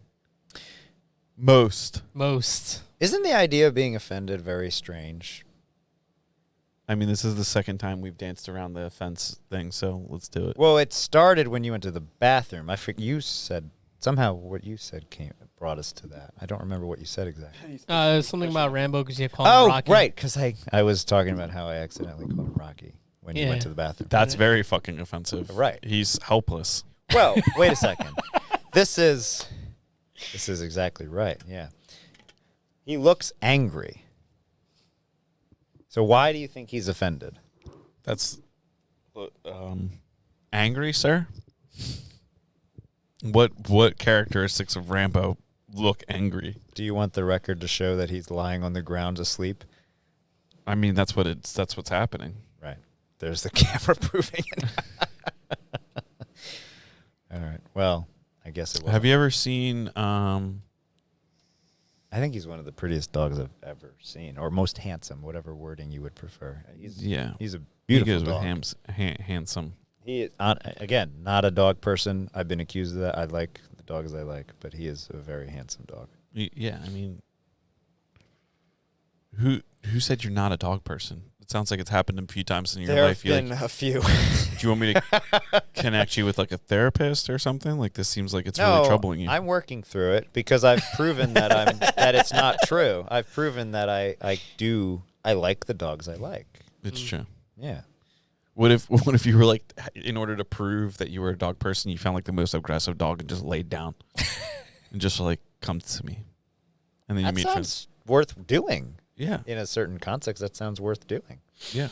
I saw somebody sent me a meme earlier, and this individual's a cat person, and they said the meme said cats are better than dogs because cats would never work for the police. I found that particularly funny. My business partner has a really nice German Shepherd on that note. Yeah. That definitely is a police related reference. That dog's a narc. That's why I thought of it. His first dog was terrifying. I was not a fan of that dog. Was it a poodle? No, a German Shepherd, but the way you said no right then kind of was like a bark. You were like, no. Not a poodle. I don't have the same issues with poodles as you. I'm more of like why do we need small dogs? So that's a different, yeah. No, Well, his first dog was also a German Shepherd, but she was terrifying. You did not want to look at her wrong. She was a monster, and he would agree with that. His dog now, also German Shepherd, is a lot more like Rambo. Here. Rambo. Yeah. Yeah, like John Rambo. Yeah. I've actually never seen Rambo. Can you believe that? Leave. I've seen Rocky. I saw the end of the first Rambo. So I know. How have you not? Well, I mean, you did spend a lot of time in the woods. Yeah. No. You came out of the woods to watch Lord of the Rings every couple of weeks. I just skipped right to John Wick. Yeah. Rambo, the original Rambo is amazing. What do you like about Rambo? Because he comes back. It's very revenge related, right? It's a revenge-oriented story. No. What am I wrong? What? No. Okay. So it's post-Vietnam. Yeah. The world hates soldiers. He's walking through a town. They're like, we don't want your kind here. So they kick him out of the town. Oh. Okay. And then he starts walking back towards the town, and they arrest him. Spoiler alert. I don't mind. And they beat him up in prison. Just to say it for the and he has a PTSD little situation, has a couple flashbacks, reacts what I consider reasonably for a man of his situation. And then the police get more aggressive, and then he escapes. They get more aggressive. So he has to go full Rambo. And then his boss comes in, and they go, you don't know what you're doing. This man's trained. He's going to kill everyone. And they're like, is that nah. Bill Dennehy or Donahue? I don't know that man's name. Yeah. He was a relatively famous fellow, but I think it was him. Anyway, all right, that actually makes complete sense. That sounds like Rambo. He's the every... Yeah, that guy, Brian Dennehy. That's what I meant. That is a weird picture. He looks possessed. Brian Dennehy, the second row, third from the right. Yeah, that's who I meant. That's a wild picture. That's not his boss. That's the dude who's an asshole. Oh, okay. He's the reason John Rambo has to be, is the legend of John Rambo. Okay. Well, I appreciate you catching me up on cinema history there. So Yeah, I'll send you a bill in the mail. that's So very kind what's of you. I appreciate what does it cost to be a member of your establishment? For one person, it's $79 a month. For two, $129, and then that's just membership, and that gets you sauna, gym, and we call them sort of like public area access. The sauna, we try to keep that private for people, so you have to book that. The gym, if you're okay sharing, people share. We have a couple of different spaces you can use for the whatever you're going there to do, movement wise, and. That's it. And then, of course, the different prices for different services and different events and different, I mentioned an online course. That's actually where I'm trying to, that's what I'm trying to build the most is the online presence for sure, the online course. Are you going to click on it? That's awesome. Look, it's at the top of the link tree, moving out of your own way. It doesn't exist. Dang. We got to do something. Gotta do something about that. Anyway. We have to update it on the link tree because it's hosted by Kajabi now, not Squarespace. We had to change the host. It's a good thing that I see that now. Thank you. So you can just put your link tree on your actual website. Instead of having a link tree, you can have like is that better? KoruWellness.com/links. You don't like the word real, do you? That's the Koru key word. Wellness. Real. Well, I mean, see, if it was that important, why not put it first? I'm open to rebranding. Koru was it when you see the sign, it's Koru, and then underneath it says Real Wellness. So your actual business is Koru Real Wellness. Yeah, and I've said this many, many times, not in this conversation, but in the years we've been in business. Real is the most important part. What is real? Reality. That's the key. The rest of it, honestly, is just filler. Wellness, because we want people to recognize that there's a wellness orientation. We're focused on health and wellness, and Koru we thought was a cool word, and it fit the whole philosophy, so to speak, of Koru is real. It makes sense. It's accurate. What's your Patreon all about? Mostly for the podcast, I think, at this point, and then event discounts, merchandise. I think there are 3 different ways you can have a Patreon account. What else is there? Hey, there's Julie. I was on Julie's, like you mentioned. Cut the karma. So yeah, Patreon. There you go. Joe Montone helped to build this. Do you know Joe? He's not a prisoner. Do you have success with your Patreon? No, it is not generating enough revenue yet. We definitely need to rethink how to build that for sure. Interesting. Yeah, it's not a major revenue stream yet. We're working on it. That and the course. Like I said, the course is really, we just launched that it just started in June. Yeah. Okay. The course just started in June, so that's pretty fresh. What are you doing to do the online course? Like, you can obviously appeal to if you the click masses. above the online course is there. Yeah, that'll take you to it. Hopefully what are you doing? What are you doing to attract virtual participation? So the way it's structured is look at those shirts. You may leave with, or I may leave with you guys wearing those shirts. We'll see. The way that it's structured is it says 9-week course. It's 9 weeks and there's a bonus week. It's meant to be like a class. So you can do it yourself and you just do it at your own pace. And there are 9 different videos and accompanying information. Or you can do it as a group. So we go from, like I said, we started in June, we end in September. We have a few weeks left. This is our 6th week. So yeah, end of August. How are we marketing it? That is exactly what we're asking ourselves right now. We're starting by the end of August. We're marketing for the next 9 weeks, which will start in the first week of October. So absolutely social media ads, and we're going to have to get in some professional help for that. Any which way we can market this thing, I'm relatively open to, because it's actually really good. I'm shocked at I'm kind of surprised how well it turned out, because it was hard to write. It's at first I came across, and I realized I may still to some people as presenting information in this nebulous way. We didn't do that in this course. It's really bare bones, straightforward, super simple, and it's just about making movement as easy as possible, and we succeeded at that. And added to that in a way that is authentic, and it doesn't we're not contradicting ourselves, which was the trickiest part. In other words, especially because it's not a complete product. It's not supposed to be. You have to learn more. It's not finished. It's not like a complete system, like I said earlier about continuity. It's not meant to be a complete system, and it isn't. It's meant to be a foundation so we can all have a shared understanding of how we're going to do this, how we're going to relate, really.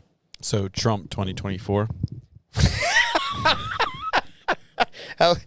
You were really, really waiting for that one, right? No. You were looking forward to that one. No, I don't even know if he should run. I just thought, like, you're like, we're going to organize people together. We're going to storm the Capitol and breathe. We're going to have a very specific filter in your head.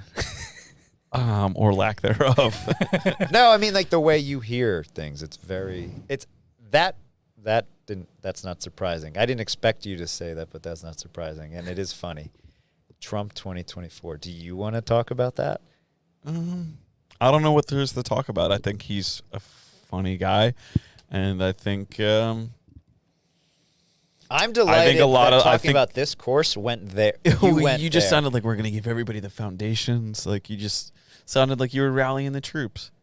And the thing that I connected to with was January 6th. And I was like, what if everybody that participated in that did this program before they stormed the Capitol? Maybe maybe January 6th would look a lot different. Yeah, it probably wouldn't have been a thing. It probably wouldn't have happened. Or they would have had those people would have had a little bit more real. I think they would have been committed to dialogue more, as opposed to what I perceived. My perception, and I can unpack this a little bit, is that it was less about connecting and communicating and getting and understanding each other, and more about just bulldozing based on a very specific perspective, which is ultimately excessively violent at its core. By the way, I don't know if it was that violent. The only person to practice any true violence was the Capitol Police when they shot that poor lady in the head. But I think that I've spoken with somebody who went there. Yeah, I actually had 4 very specific conversations with somebody around here. He technically didn't storm, and he insists on referring to it as he said he would only talk to me if I didn't call it an insurrection. And by the way, he won't talk anymore. He made it clear that it was a waste of his time to continue talking. Yeah, I don't know if it was an insurrection, and I'd like to think an insurrection would be a little bit more organized. That just seemed like a lot of people with very disorganized beliefs, and ultimately the only thing that unified them all was that they were all there that day. I don't necessarily agree that like all those people were like, they weren't organized. I don't necessarily know that all those people believe the same stuff. I don't think anybody of great impact. I don't want to say intelligence, because I think people get caught up in different things. I don't think anybody that's very clear on how they can make a difference was participating in that. Whether they were Republican, Antifa, liberal, like whoever you were that day, I think those people were just kind of part of a mass hysteria and thought it might be a little exciting to go into an unlocked building and stir up some ruckus. And somehow they thought that was gonna bring about change. I like still thinking about it. Like, I think it was very misconstrued, and a lot of the facts of the day have been misleading or misled. And there's so much confusion now, years later, that like, it's like, we're still talking about it, but I don't know if that talking about it's really going to do anything. It's kind of just a bunch of... Is this a necessary disclaimer in every podcast that you have? No, I don't really hold an opinion on that day. You just expressed a bunch of them. It's mass confusion. Yeah, I don't think it's any one You do agenda. realize that's an opinion, right? Yeah, sure. All right. Well, the course has nothing to do with that, but So it's not mass confusion. It's organized. yeah, we want to have a Change. very clear foundation for what it is to be human. What can we all agree upon? Did you watch The Social Dilemma? That's a very relevant documentary. I got a lot out of that. Came out. I did, but a lot of that stuff, I found The Social Dilemma, like, I thought it was good. It was good in the sense that it was like something that I could share with my mom. I only cared about one part. I knew all the stuff that they told me in that thing. I already knew all that stuff. Yeah. From one place or another. A lot of the behind the scenes, so to speak, and like exposing the tech, that wasn't very interesting to me. It's important because it was their foundation for getting to, I think, what Tristan Harris really nailed when he said this. If we don't agree upon what's real, or that there is even such a thing as reality, we're toast. That was the thesis of the movie. That was the ending. That was actually what he said. It's I think a direct quote. I think we are getting, as the days go on, we're getting further and further away from ever agreeing that what is real. I don't want that to be the case. I care about us agreeing upon what's real and doing my part, because I agree with Tristan that is imperative. I think that is not just a communal imperative. I think it is pretty imperative for biology. It's imperative for life, but it's imperative for a good society that we have enough agreements, for sure. Yeah, and like, unfortunately for us, there's, you have a lot of different things going on. You have like media manipulation. You have like this mass psychosis thing going on where people are just like, they want to be angry kind of a thing because, like, whatever reason. I think there's a lot working against your mission more than ever. I think a lot of that has to do with the availability of information. Like, it's coming so quickly, and people throughout history have manipulated information because the flow of information was like controlled by gatekeepers. And now you have the internet, and we're not used to that flow of information, and the gatekeepers are still trying to manipulate it, and people see that manipulation, so they believe, there are conspiracies, but then they believe maybe that there's more conspiracies in places that there aren't, where it's just human stupidity, and people can't believe that's like, oh, dumb people couldn't be possibly making this. It's just like, no, like, some of it's just people being people, and then you get to where we are here. People serving self-interest, people serving agendas, manipulation with information, manipulation with money, controlling different things. It's really got to be like, politics is kind of like what you're dabbling in there, but unfortunately, like, the way people politic now is so like aggressive and violent. Like, people can't really have like a conversation anymore. Not like, I'm trying to get better at like, well, everybody has to check their biases at the door. Yeah, it's like, but that's asking a lot. Yeah, are your you? Point is it's like when people have conversations about this stuff, they're like, they're speaking that they're so sure of it, and I'm like, the only thing I know that is sure. May I be direct? Yeah, go ahead. For better or worse, like direct. I imagine that's something you appreciate, and only because we're on a technical level, not because I truly have no desire to unpack it. At least not without doing that. But everything you just said about January 6th was riddled with bias. Yeah, I mean, there's bias, like my bias, or well, yeah. I mean, my bias is purely that there's like an infinite amount of shit, and some literal inaccuracies, but mostly bias, which is interesting. What inaccuracies can you bring to my attention? Well, you said years ago. It was last January, not years ago. It was almost 2 years ago. Technically speaking, not long ago, depending how you look at time. You That's said a very... well, that was the least important one. You said Okay, let's go. Let's get more important here. You referred to an unlocked building. Yeah, I mean, I'm pretty sure that those political buildings are typically unlocked. Why did they have to break in? I think if I saw a mass amount of people like coming towards me, I'd probably try and, fortify the building that I was in. Would you agree that referring to it as unlocked is a little strange? Yeah, but like that is something that, I did investigate, that most of those political buildings, because they're held as public property, do remain typically unlocked in certain areas.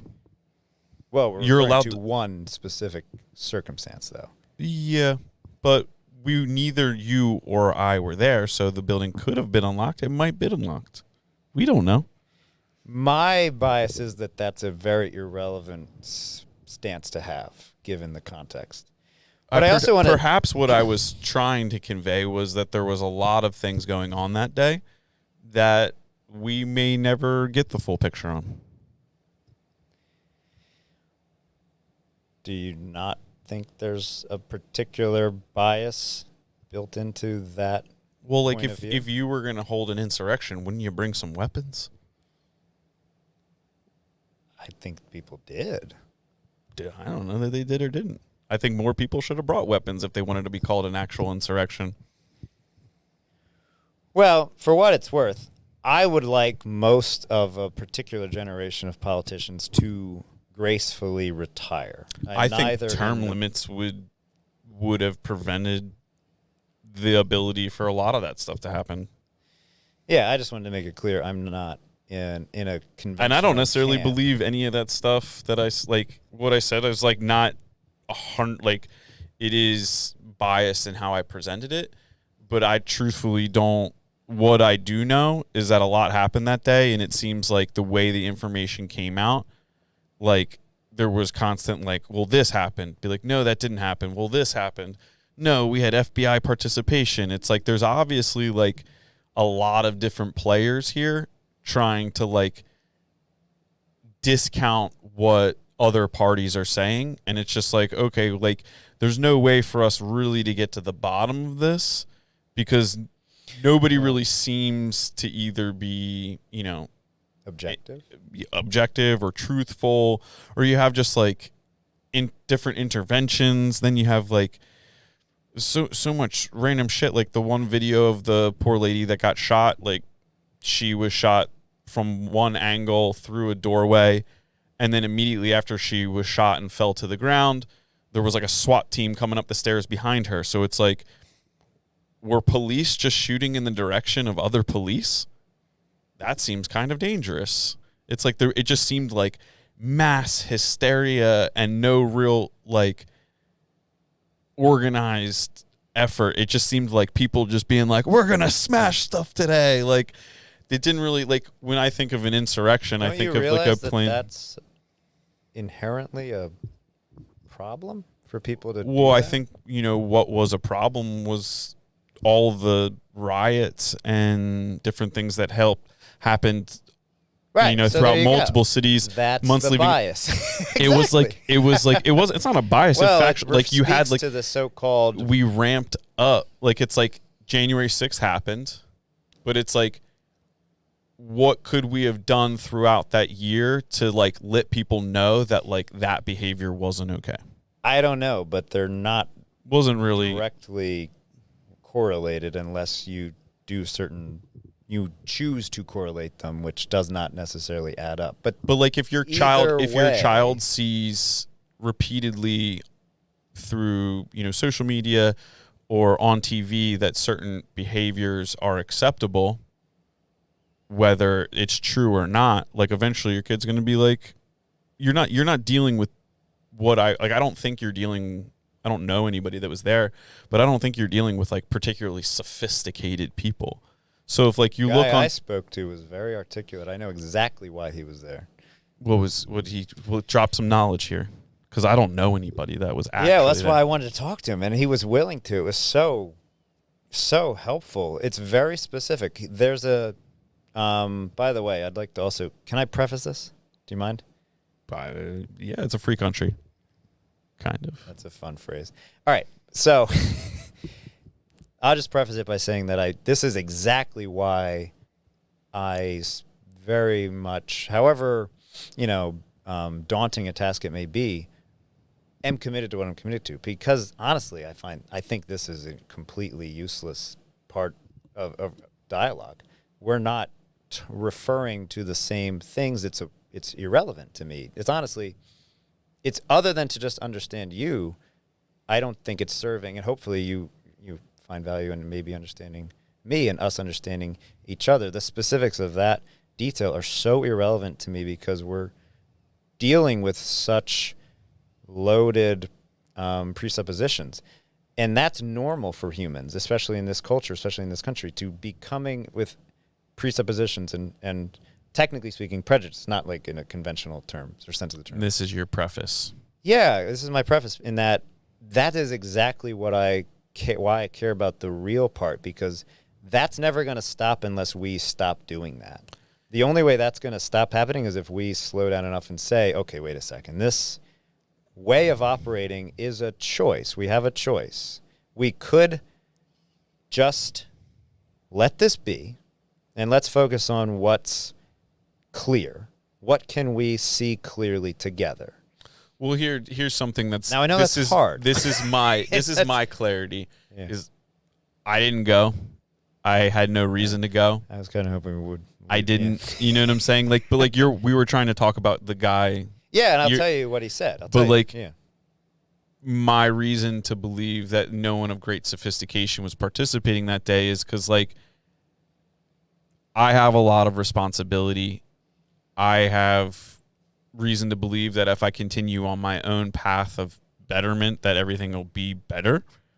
And anyone that would go and, like, either riot a Target or riot a Capitol building or anything is kind of, like, off the path.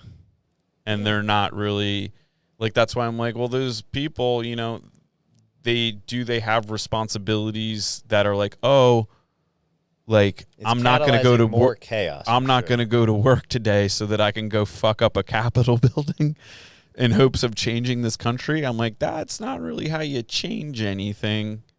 You kind of have to be, if you believe in, like, this great conspiracy of, like, the dark arts of government, like, you kind of, like, like, just work hard, build something great, help as many people as you can, and life. If everybody did that, we wouldn't have these problems.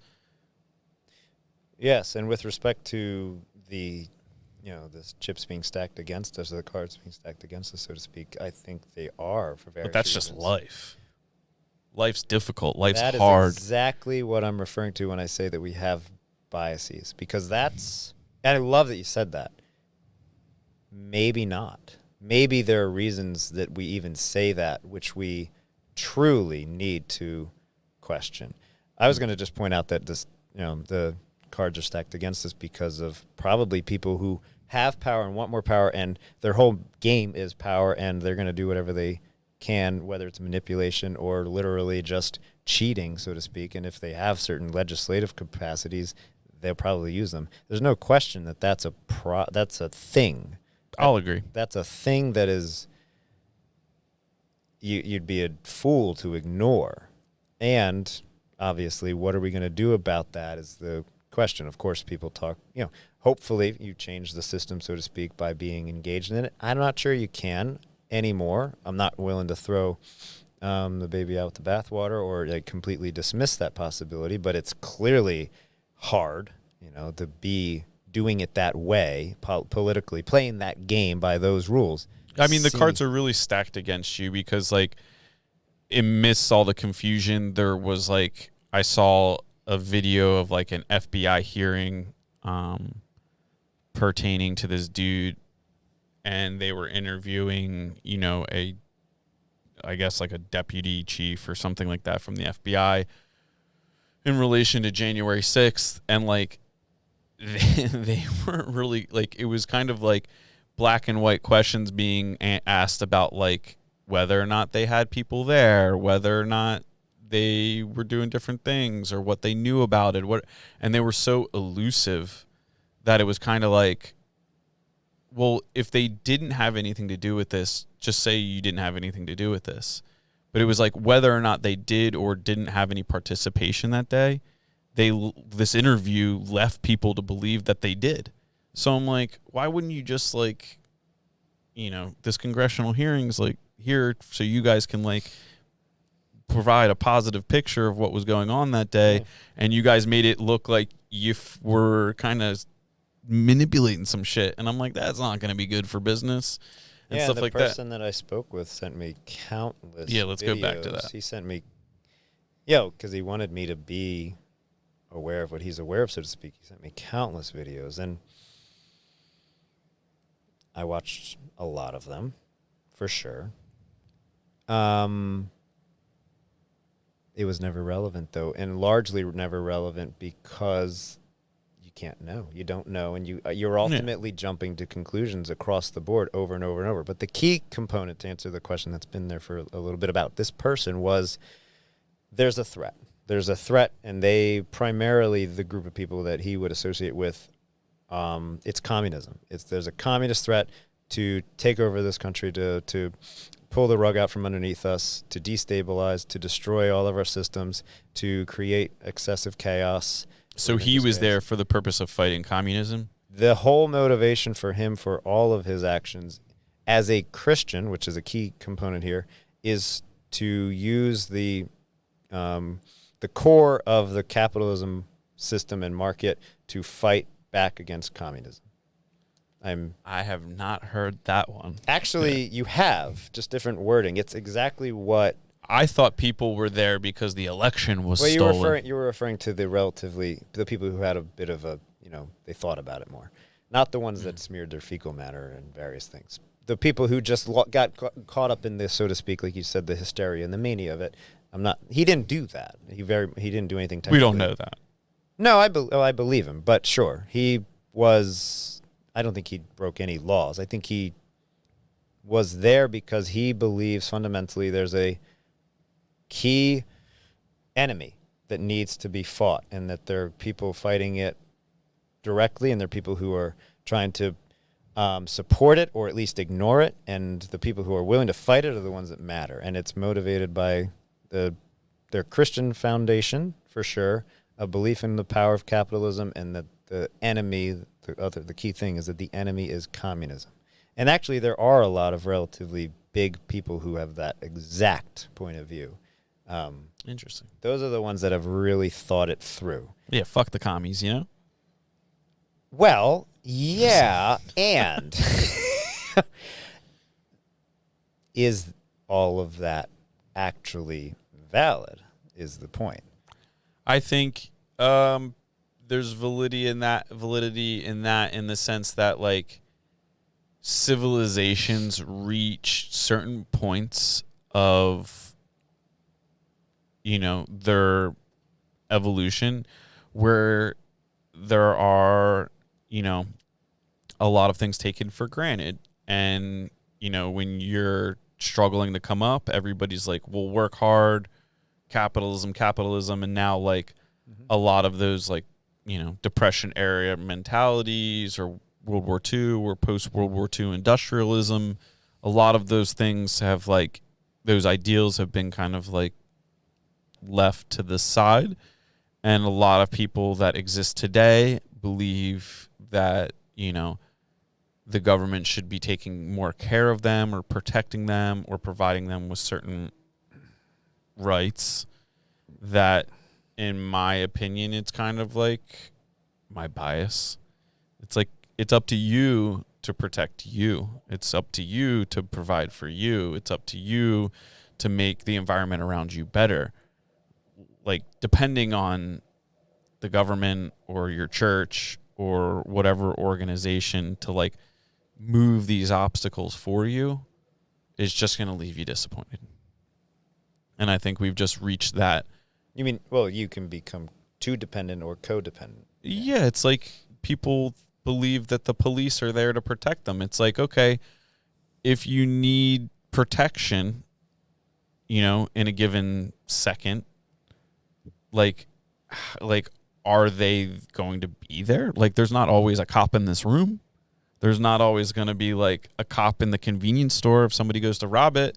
There's not always going to be like, you have these like mall shootings and things like that. Like, there aren't just police waiting there for something to happen. Like, you have to be, you know, kind of like aware of your surroundings. And like that goes on all levels. Like, you have to be aware of your finances. You have to be aware of your physical health. Like, it's not the government's job to tell you to eat well. It's like your discipline should understand that, like, hey, like, if I want to live the best life I can, like where we are right now, it's like, oh, I want to live the healthiest life I can. And so should other people. Let's make fast food illegal. It's like, no, if you want to live the best life you can, and that's, you know, don't eat fast food. If somebody else is making those poor choices,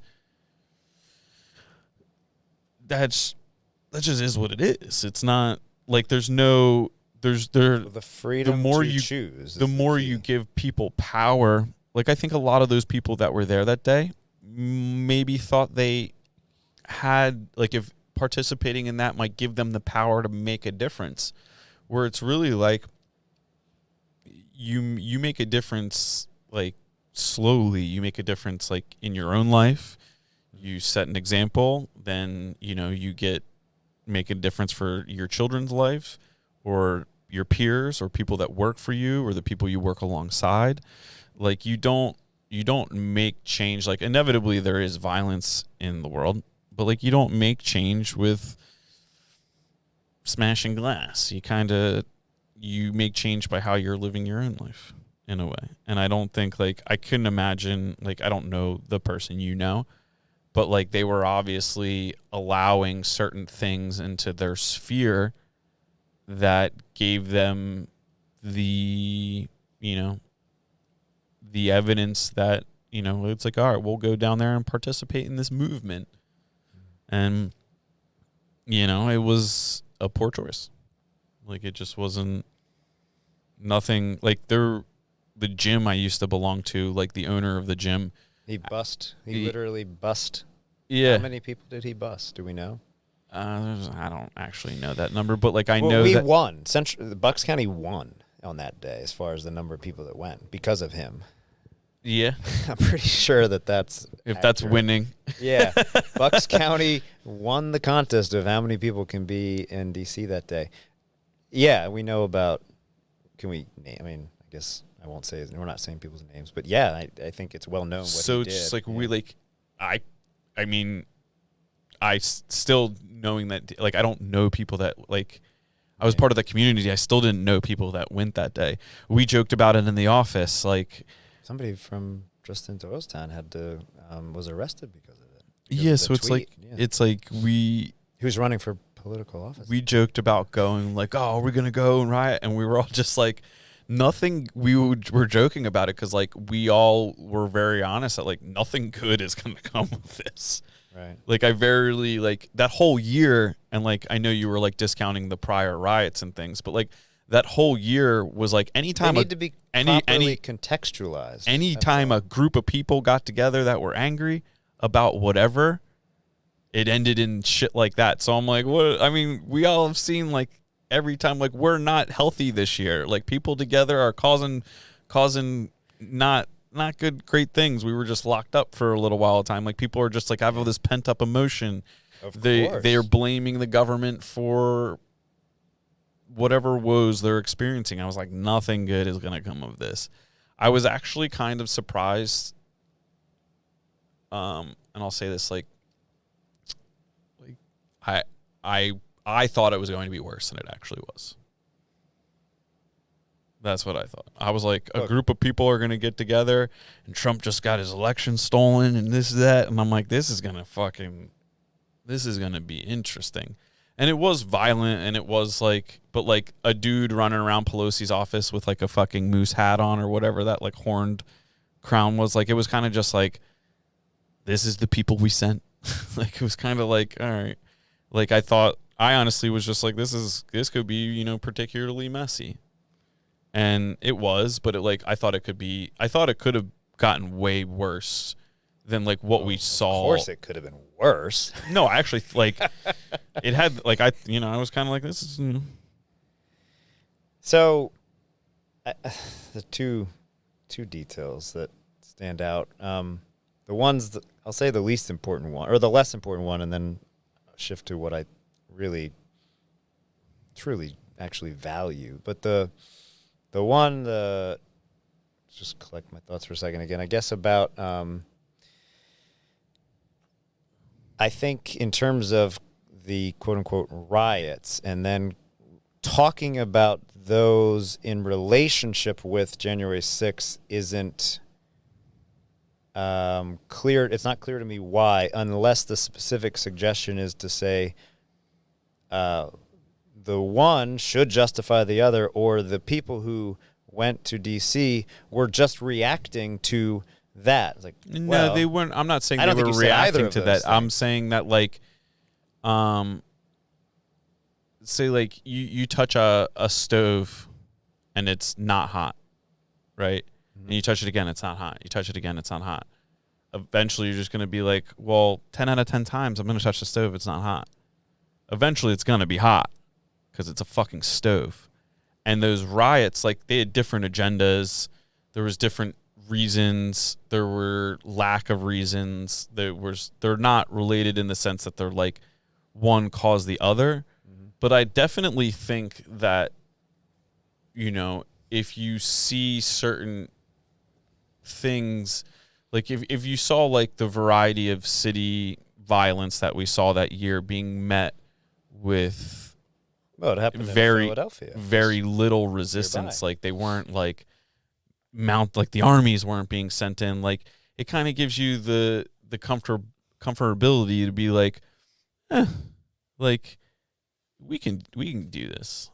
It's like it becomes acceptable, it becomes tolerable. Like if every day your kid, like you have a son, so like if every day like he takes his dirty clothes off and just leaves them on the floor of his room, and every day he does that, and like you just don't ever do anything about it, and eventually like there's piles of clothes in his room, like that shouldn't be surprising. It's like, okay, no, we've kind of allowed this to go unchecked. Like if we, and I'm not an expert, but like I would like to think that like if, you know, those civil protests that turned violent were met with, and I don't know what could have been done, because like violence begets more violence. So like you meet a thing like that with violence, like it could have just made it even worse. But I'm saying like if you could have done something to kind of be like, hey, like this isn't acceptable. I don't know what that thing is, but like if you could have done something to make it seem unacceptable, would we have seen as much violence that summer? And would the people on January 6th, would they have thought twice about doing that? If they're like, if there was some sort of like immediate repercussion, because it kind of seemed like a lot of those people thought they were just going to get away with it. And I'm like, how did you think this was going to, like, how did you think you were not going to end up on a watch list doing this? Or like, how did you, like, what did you, like, what, like, take me through your train of thought and be like, what, how did you think this was going to end?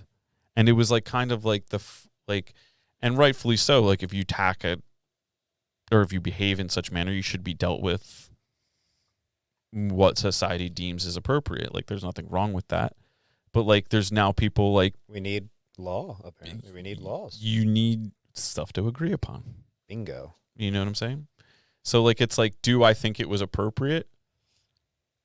I think it was it was very inappropriate. I think it did more to hurt, like the January 6th thing specifically. I think it did more to hampen any sort of forward progress than it did help it. Like now we've been talking about January 6th for almost 2 years, not talking about how we can change our country.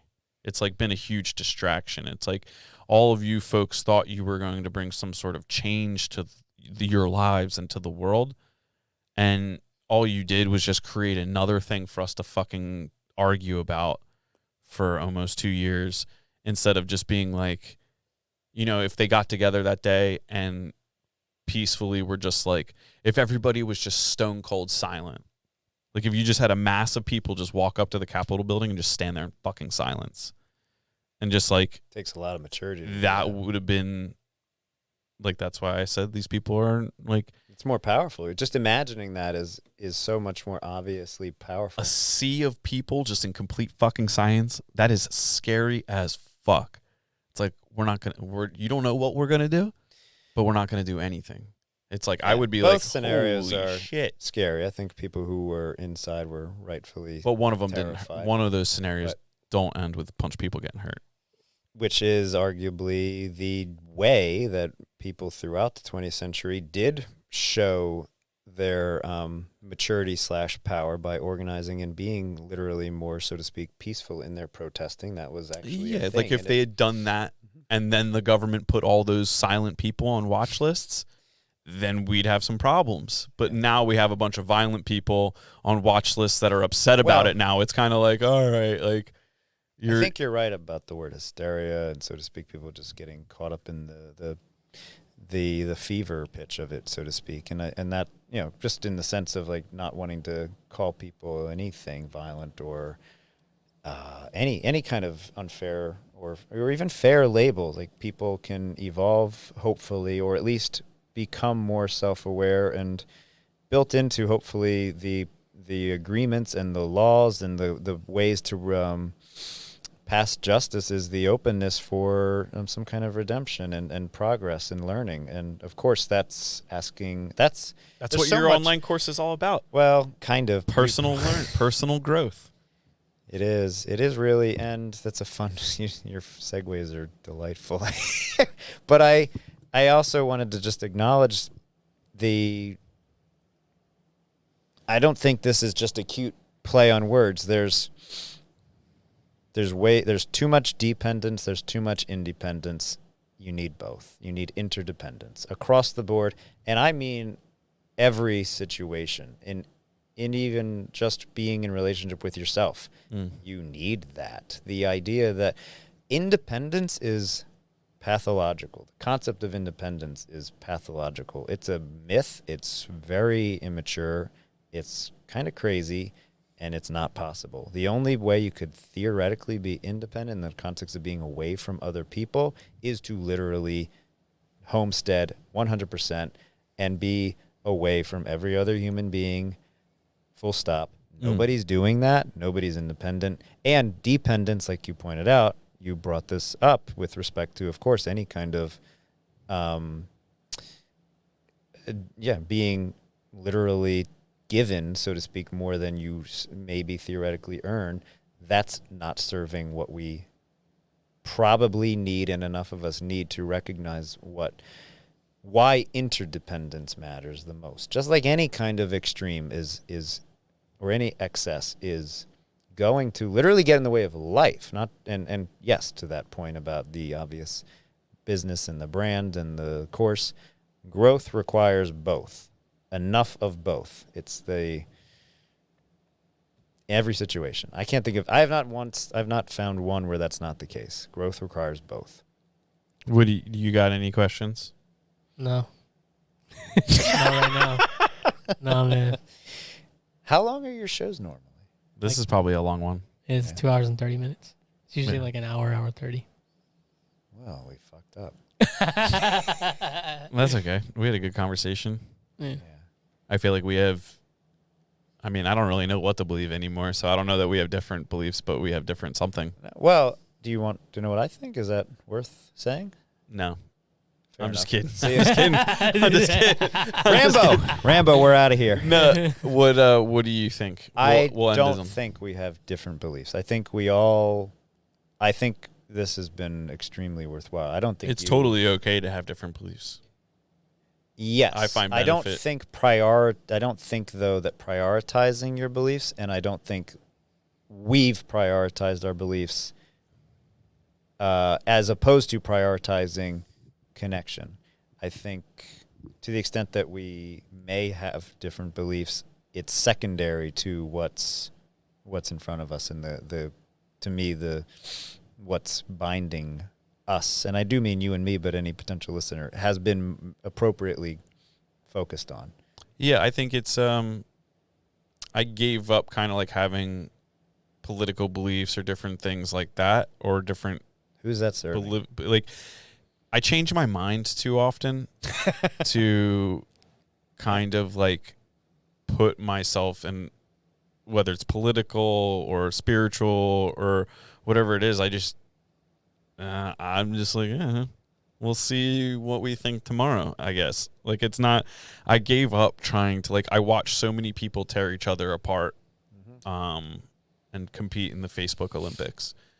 And no, I've like, it was just kind of like, as I watched, I mean, in the beginning, I was kind of like very argumentative about things because I saw people's lives slipping away.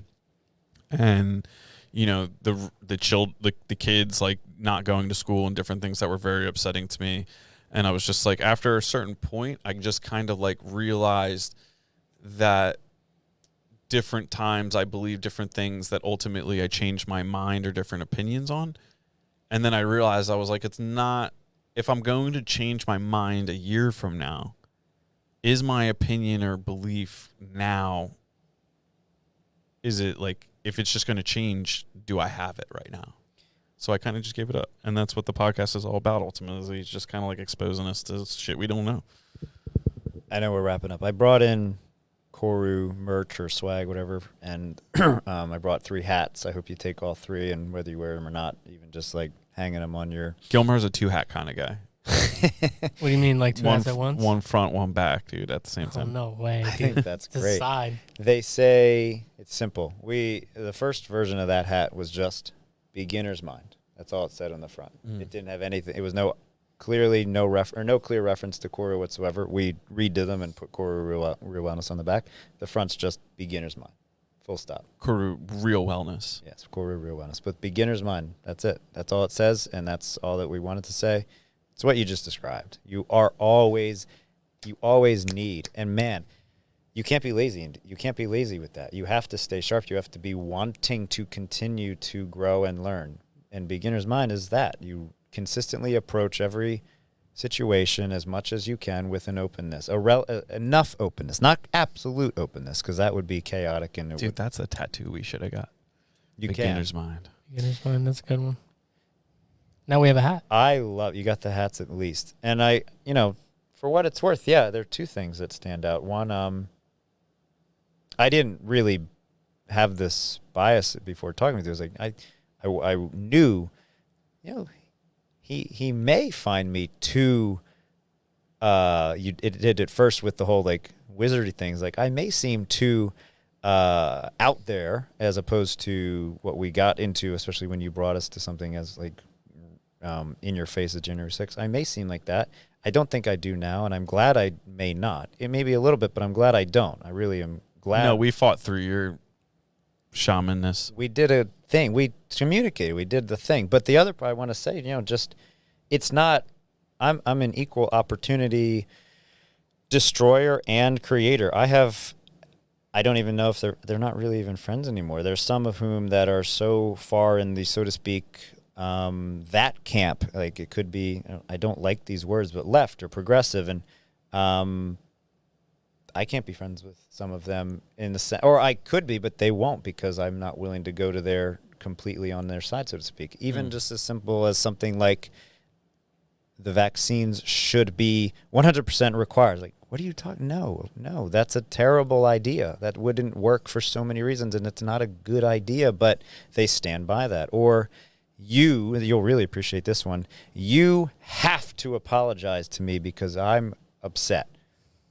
What? No.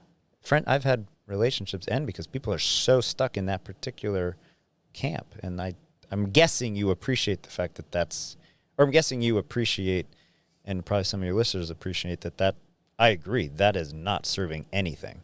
You should apologize when you're sorry. Making people apologize is just like me and Gilmar are kids, we're brothers, and I hit you, and your parents come over and tell you apologize. It's like, do you mean it? Right. Sorry. It's like, you don't fucking mean it. You can hit him 5 minutes later. Mm. That's kind of like what we're doing as people right now. It's like, if you're sorry, you apologize.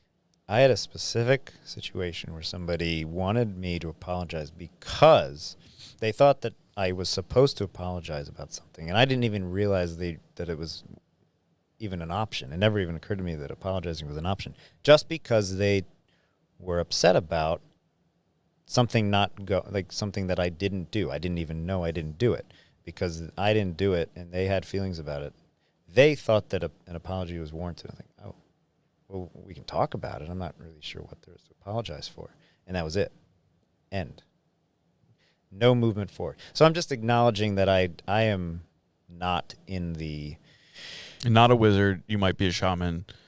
Kuru, real wellness is about movement. Exactly what I meant.